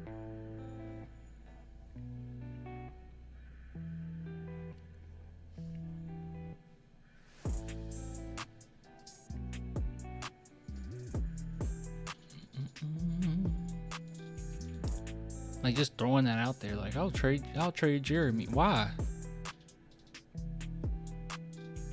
Also, it's so crazy, man, that like Sochan is treated like he's a 8-year vet, man. It's like he is treated like he's been on this team for so long. It's crazy. He's 21. And as a 21-year-old, he's one of the best defenders in the league. Statistics do not lie. He is one of the best defenders in the league. What are we talking about? Crazy, man. Crazy, crazy, crazy stuff. Just throw that out there like that.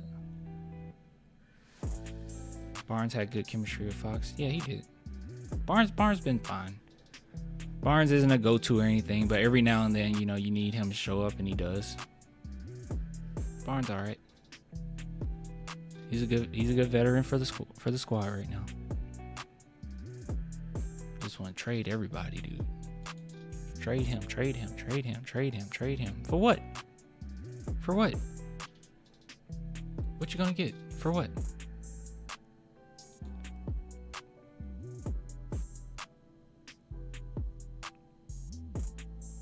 Exactly. They wanted, yeah.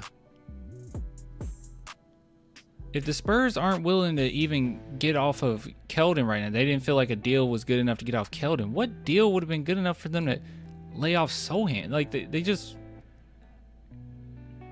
weren't going to do, they're just not going to do that. Glaze Sochan as always.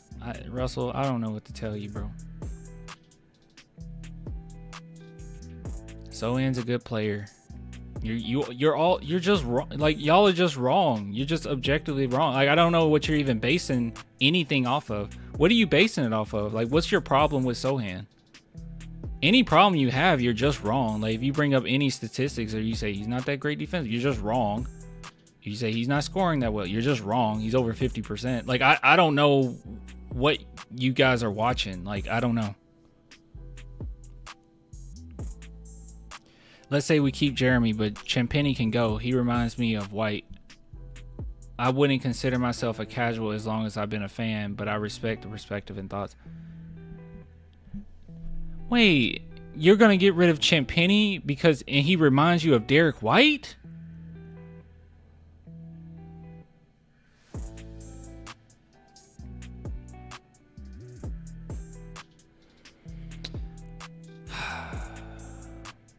Champagny is making nothing right now. Champagny is far outplaying his contract. What is he making right now, guys? Like $2 million?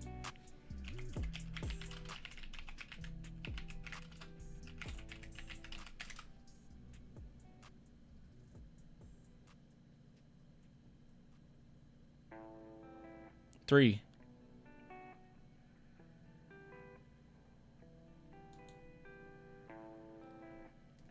Contract is guaranteed for $6 million. The contract has a cap hit of $3 million each season. Come on, bro. Come on, bro.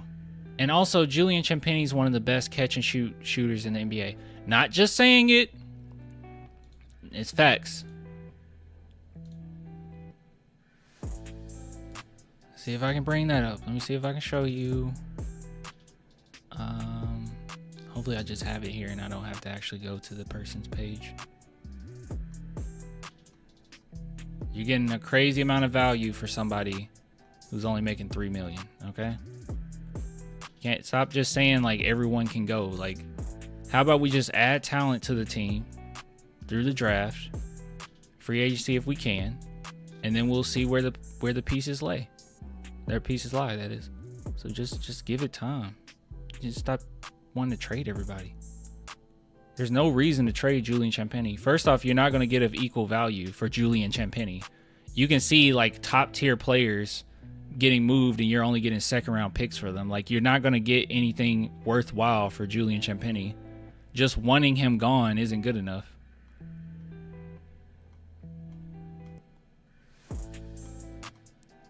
I might have to go to B-Ball Index.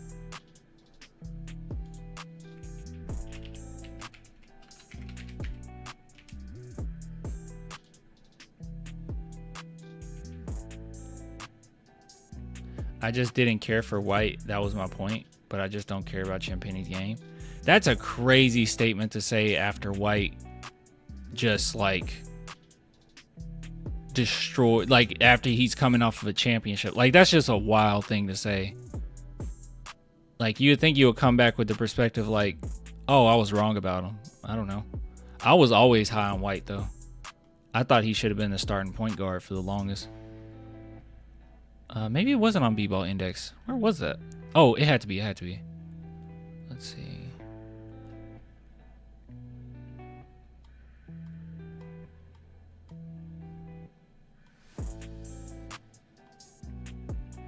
Why is it so hard to find? Was it this long ago? Did we talk about this? I don't want to have to go through my videos to find this. Where is it? It couldn't have been this long ago. We're in January 22nd right now. Driving ball opportunities. Catch and shoot 3-point landscape. Here it is. Yeah, look at this, man. 3 million. Making 3 million, by the way. So this is the catch and shoot 3-point landscape.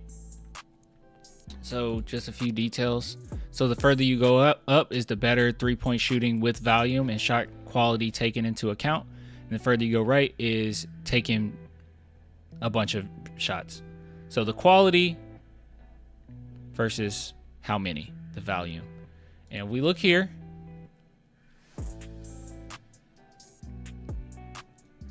You can see there's Wemby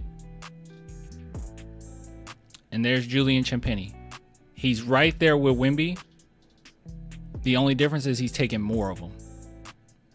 This isn't a player that's making $3 million that you just throw out.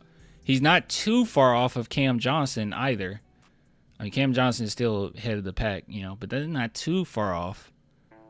Not too off of Clay. Some other noticeable names here. Porzingis. As far as quality, he's right there with Steph. Steph's taking less catch and shoot threes, obviously. He has to create a lot. But yeah.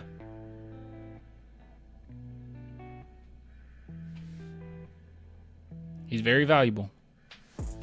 Very valuable. So this ain't a player like you just like say he's not good enough, just get rid of him. Like that's not good enough, man. And also, you know, and I'm not opposed to it. I'm not sitting here like, oh, he's untouchable or not. Like, I don't think he's untradeable or nothing. It's just, I don't think you get enough for him either. Like, I think he's outplaying his contract. And then on top of that, you top that with, I don't think you get any value out of it. I'm seeing what guys are going for around the NBA right now. I don't think you get anything for Julian. I think it's going to be pretty difficult. to get something good out of it. All you're going to do is get a diluted product of what you had before. Maybe you'll get a second round pick, maybe 2. Doubt it. Maybe you can get a second round pick and just hope that they're as good as he is. If you want something really good, you're going to have to wait a while. But at that point, if he's continuously outplaying his contract, it's like, well, do you want to get rid of him, or is he a good piece to have?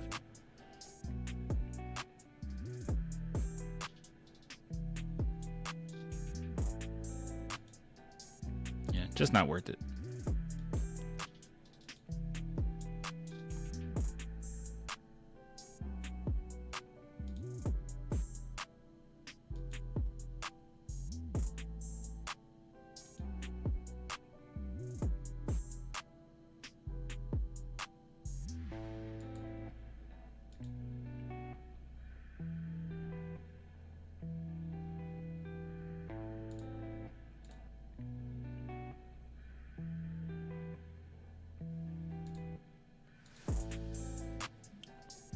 You said Luka for KJ? Why not?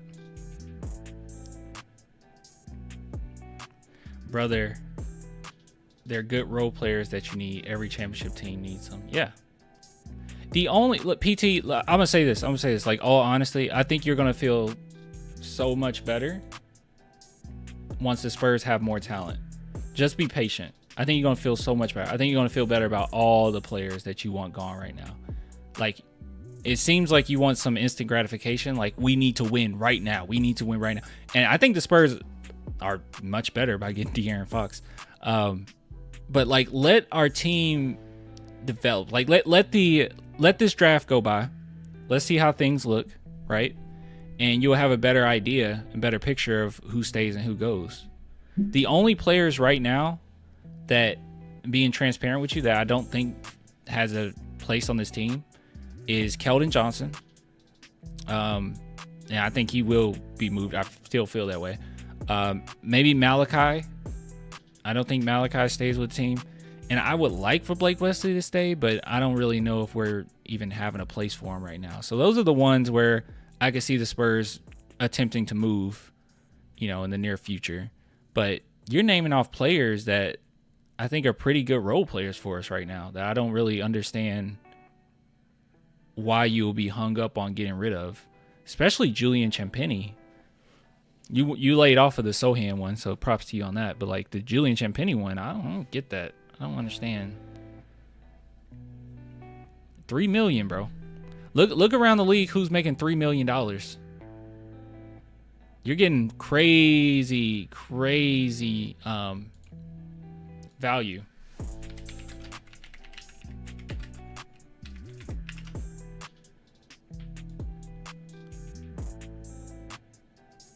Here. Let's see who's making $3 million. We're still going. All right, who's making $3 million? All right. Yeah, we'll start right at the 3 million mark. All right. So you got Julian Champagnie literally making $3 million. Literally making $3 million. Let's see who's close to that. You got Chris Murray, Christian Wood, Josh Richardson, Christian Braun, Nasir Little. Nasir Little's on a team? Who's Nasir Little play for? Is he playing? Does he play?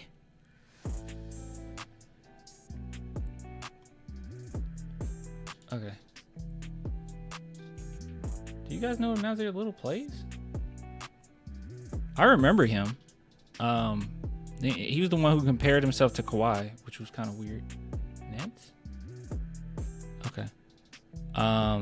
Derek Whitehead, Tante Exum, Malachi Branham, funny enough. Doug McDermott, Kevin Porter, Jared Temple. I don't think any of these players are more valuable than what Julian Champagnie brings when he plays, honestly. For God's sake, he just had 5 steals the other night. Corey Joseph. Alec Burks. These guys making a little bit more. Patty Mills. DeAndre Jordan. Tristan Thompson. Does he play? Tristan Thompson plays?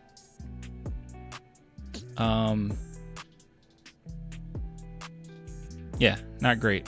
Also, I didn't mention that some of these contracts also, they're making more as the seasons go on. Like Whitehead is going to be up to $8 million pretty soon. But our boy here, Julian Champagnie, he's a, where'd he go? Oh, here he is. $3 million straight through. So Corey Joseph's still in the league. You see what I'm saying? Like when you get into this category, when you get to the 3 millions, the 2 to 3 millions, you have to ask yourself, like, this person plays? Where's this person at? Like, but Julian Champagnie is not like that. Every night we can see an impact that he had. You know, we see him mess up sometimes, but we can see an impact. He is outplaying this contract. And you want to trade him? Like, what's of equal value? That's what player is making the same amount that you feel like you get more out of it? That's what I'm saying. I don't know. You can't just hop up and just say, I'm going to trade this player. Some are worth it and some aren't. Like, you have a good selling point for Malachi, right? Not making a lot of money, obviously. Was supposed to be a lottery pick, so he was on teams' radar not that long ago. He just hasn't been playing for us. But the stats that he does have, they look pretty good. Like, you can make an argument for Malachi and get something out of that. Julian, I don't think you get anything out of that. You would just get a diluted product. You would trade him and get a diluted product in exchange. Tristan Thompson's on the Cleveland. Yeah, some of these players, I'll just be honest with you, I'm like, dang, they still play. Like, are they getting minutes? Like, does Josh Richardson get minutes?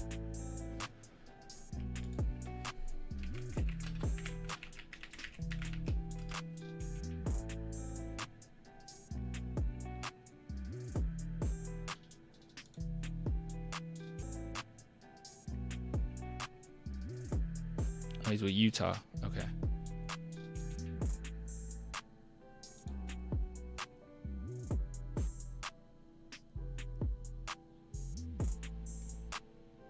Has he been hurt?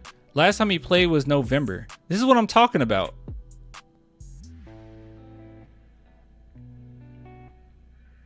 No, he doesn't. Yeah, that's what I'm talking about.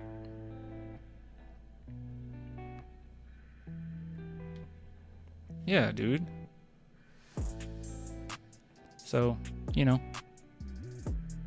it's great to want certain players, like, that's cool, but you got to think about what would teams be willing to take to get them. Like, I mean, obviously, if I want it, you know, if it was up to me, like, if you say, Clan, you need to trade Sochan. If it was up to me, I'll trade Sochan for Luka Doncic. I trade him for Luka Doncic. I trade him for Anthony Edwards. I'll trade him for, yeah, there's plenty of players I would trade him for. Is that realistic? No. Same thing with Julian Champagnie. It's like, oh yeah, I could, you know, on 2K trade him for a specific player, but it's like, if you want somebody with a similar contract to his that gives you the same amount of productivity, yeah, good luck. You're not gonna find that.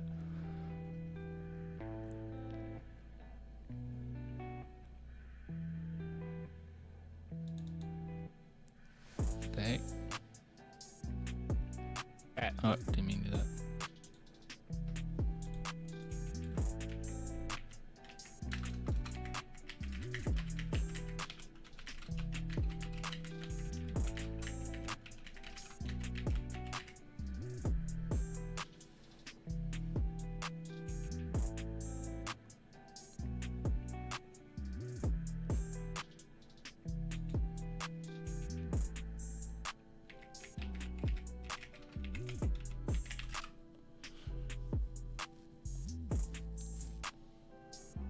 What's your thoughts on Champagnie? Don't have a problem with Zoe except some of his mistakes he makes, but I love his hustle. Just need to work on his threes. With Zoe? Oh, Sochan? To my Sochan? Champagny? I think Champagny's a fine 3-and-D player. I don't think that he's a... See, this is the thing that actually makes the Fox trade really cool for me. Is I actually think that there's less pressure on him and Fasel. And I think defensively, we might start to see a little bit more steals from them because they're good in the lanes. Like, I don't think that he's great, like, on ball, man-to-man type defense. But I do think that he's really good in the lanes, and he plays with a lot of hustle. And when he gets going, right? He can be a microwave type player, or a spark plug, that is. So, I mean, that's what I like about him. I think he's way better. I think he's way better than his contract. Or he's slightly better than his contract. Just lagging. Ooh, the stream is down? You might have to restart it, y'all.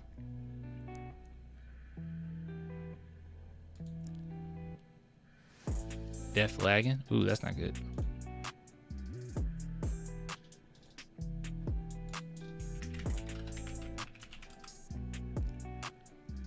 What's wrong?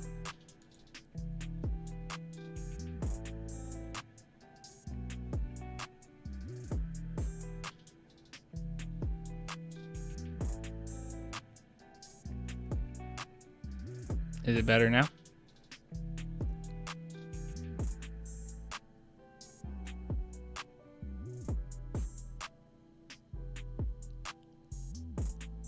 Is it better now? Does Clan know? I'm here.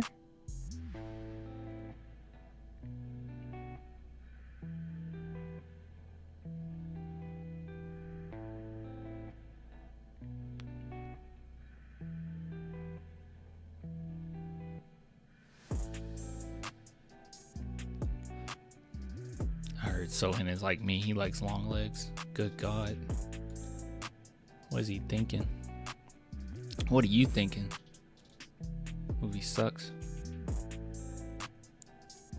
Better right now? Okay. Mo Bamba would be great.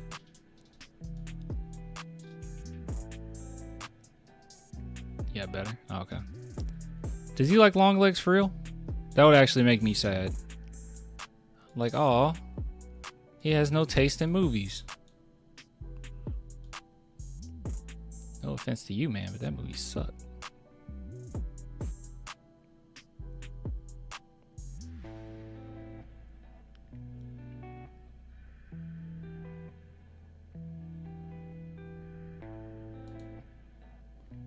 Fox is a snake for real with his recent comments about his ex-teammates. Wait, what did he say about the ex-teammate? We went over the drama, and I said it was really silly. I thought the drama was really silly. I didn't hear him say anything about his ex-teammates. What did he say? Seemed very overblown to me. Seemed like y'all was just like trying to find something to be upset about. Comments are delayed. Yeah, it's late. I know it's a little late.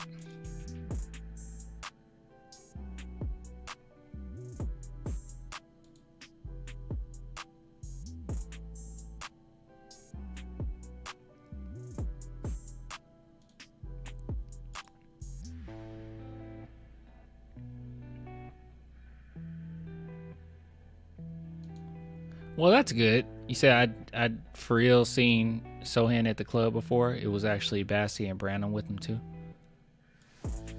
That's good. I'm good people were with him, okay? His teammates were with him. That's good.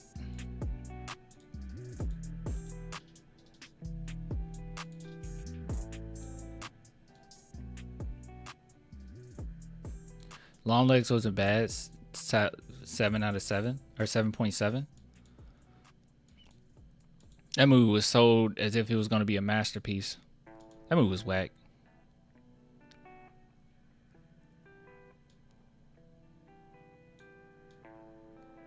I found myself laughing at it more than actually like being scared by it. And I give it like a 5 out of 10, honestly. Because the first act was really good. I I thought the first act was nice build up, and then it just fell apart. I'm like, this movie wants to be everything. It wants to be everything at once, therefore it end up being nothing.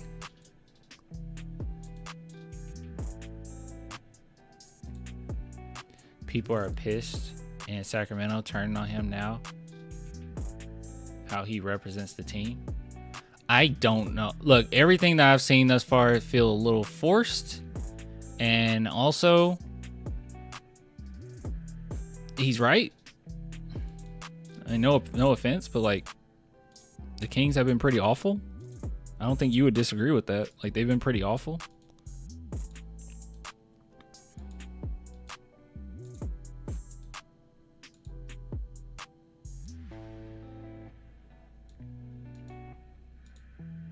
You can't disagree with that, right? You agree they've been awful. Clan search on good centers prospects for the draft could be an interesting segment. Yeah, we'll get to it. We'll get to it. I don't really feel like it right now. I'm getting ready to head off to bed.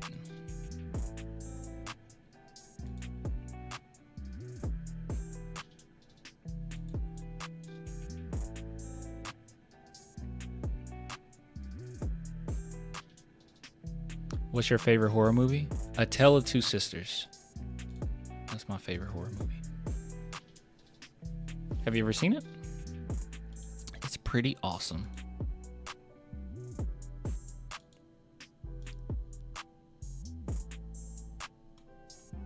The attention to detail in that film is crazy. It's crazy great. I say this all the time, and I don't know if I actually got any more people over, but follow my Letterboxd. So Letterboxd is basically an app in which you talk about your favorite movies. You can make watch lists. You can look at reviews or whatnot. I end up making this list right here of like amazing films that won't waste your time. So got a long list thus far. Going to keep adding to it. You can see right here, Tale of Two Sisters is on this. I got it at 6. You should definitely watch this movie. It's really good. But yeah, it's Clan the Film Fan on Letterboxd. So, we got an extra follower. So yeah, Clan the Film Fan on Letterboxd. Follow me on there. But Tale of Two Sisters is the bomb if you guys never seen it. It's a really great horror movie. The Wailing's a really great one too, but this is just my personal favorite. Creeps me out, man. It's my personal favorite. However, I do think The Wailing overall is a better movie, but I got that at 4.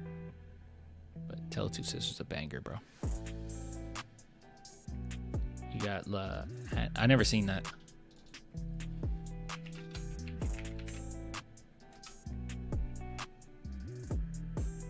Okay, I've never seen this movie. I will put it on my watch list.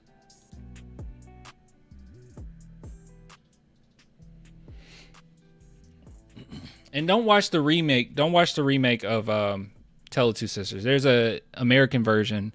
I forget what it's called, but like, don't get caught watching that. It's trash.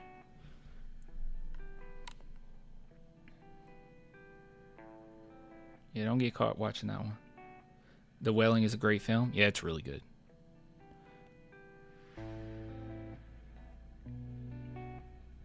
Haven't seen Scarface in over a decade.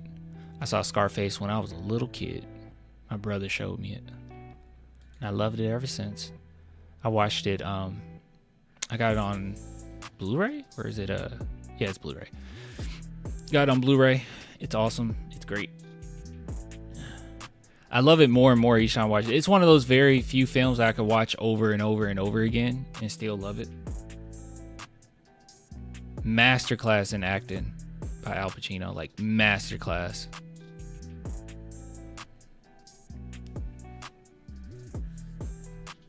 We transition to real film. Burning is good too. Also a Korean film. I've seen Burning. I like it. I didn't put it on that list though. I do like it. You would like Blowout? Blowout?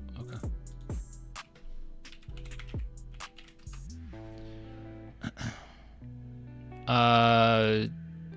Which Blowout? Which year?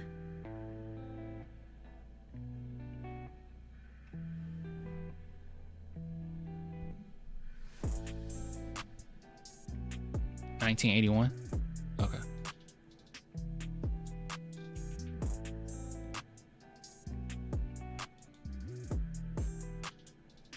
Cool. I might watch this weekend. And my girlfriend coming over, so we might watch that. I got a lot on my watch list right now. Nosferatu. Yeah, I love Nosferatu. I put that on the list. Let me see. I don't remember where I put it though. It was pretty high. I really liked it.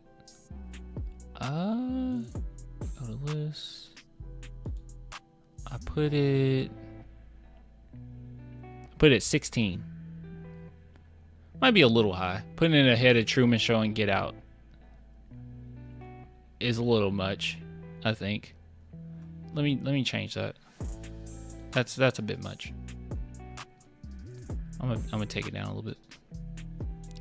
It's one of those you just saw it type deals, you know. And I'm gonna put it behind Zootopia as well.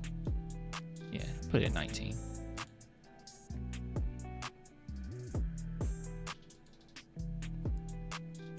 There we go. Oh wait, did it get updated? Did it update? Okay, updated. Cool. Have you seen Forgotten? No. That is a generic title, so you might have to give me the year. Oh wait. This, yeah, I have seen this. I don't think I cared for it that much. I've seen this movie. This was on Netflix, wasn't it? Oof, Nosferatu over being John Malkovich. I haven't seen John Malkovich in so long. That's one of those movies that I want to rewatch because I already know it's going to skyrocket on the list. I just have to rewatch it. I just remember really loving it.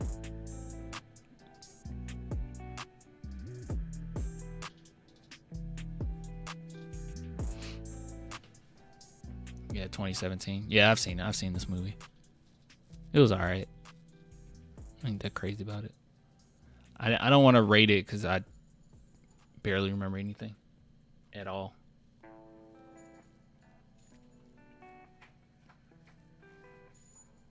Favorite actor? Jake Gyllenhaal.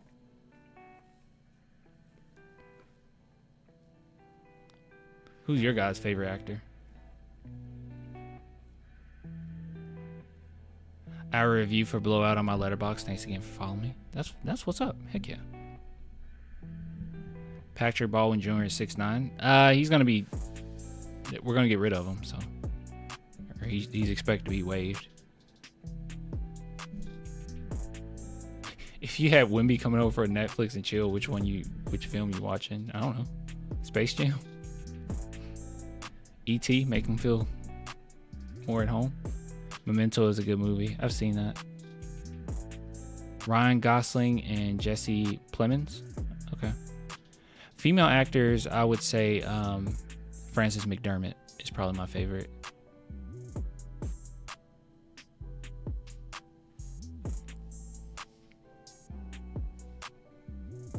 We watching Revenge of the Sith. That's a good one.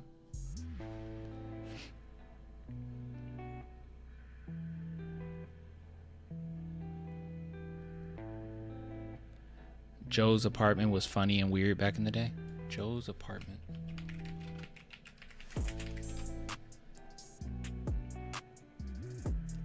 $19.96. What the?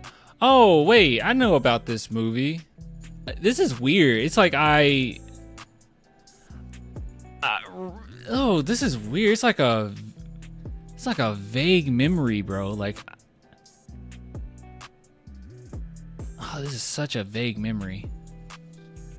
Oh, little kid. I don't feel like I'll watch it though. Blood Simple was an interesting vibe. Yeah. I liked her in that newer movie, 3 Billboards Out of Ebbing, Missouri. That's a good movie. Watch any French films? I have so many French films that you guys recommended that I still have to watch, so I haven't watched any of them, but they're on my watch list. So I think they're on my watch list. If it's not on the watch list on Letterboxd, it's on my phone. I think Clint Capella getting brought out. We should get him. Wait, is he really?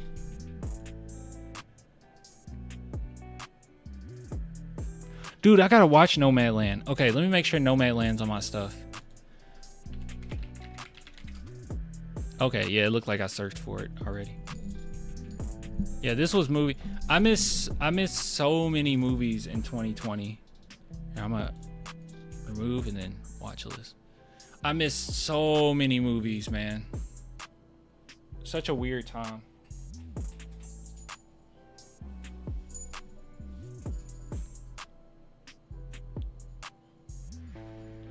He has issues at home, but you doubt they buy him out. Okay, it's the most human feeling movie.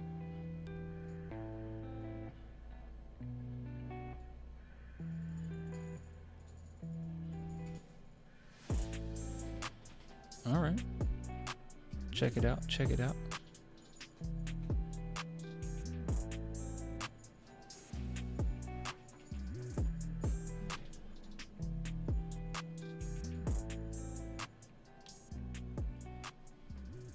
New York.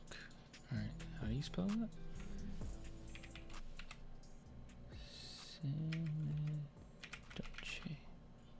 New York. No. My cat's getting ready to jump up here. Okay, this movie. Charlie Kaufman's. Okay, I haven't seen this. Nope. Nope. I saw you getting ready to jump. Nope.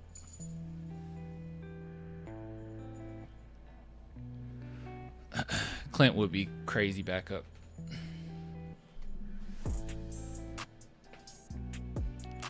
All right, guys. I gonna hop off. You said what Kubrick movies haven't I seen? Probably a lot. It's probably a lot I haven't seen. Let's see. Another thing that's cool about Letterboxd, they have you can go to people's lists. So I'm sure someone has. Okay, let's see. All right, so I've seen I've seen Full Metal Jacket. I've seen The Shining. I've seen Clockwork Orange, and that is it. I don't think I've seen Eyes Wide Shut. But yeah, I haven't seen the other ones. I only put the worst movies I've seen on my Letterboxd. It gets you so mad that you have to jump on there and just complain. Night Clan, if we lose tomorrow, I might be one of them complaining about our roster too. Yeah, well, you won't see me till Saturday night, so. Legion is a good movie. I don't like Legion. If we're talking about the same movie, I do not like that movie. Yeah, this movie? I didn't like this movie. It seemed a little silly to me. No, Letterboxd people didn't really like it either.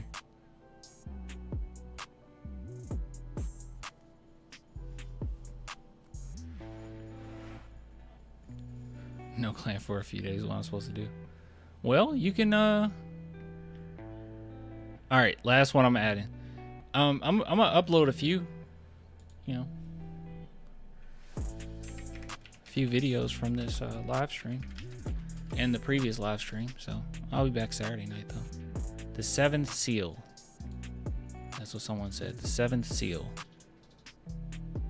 He said it was a classic. All right, putting it on the watch list.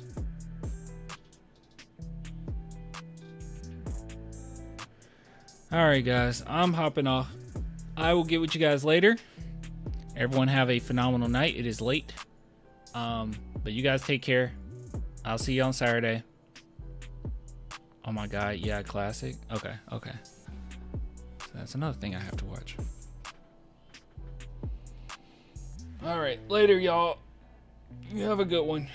Good night.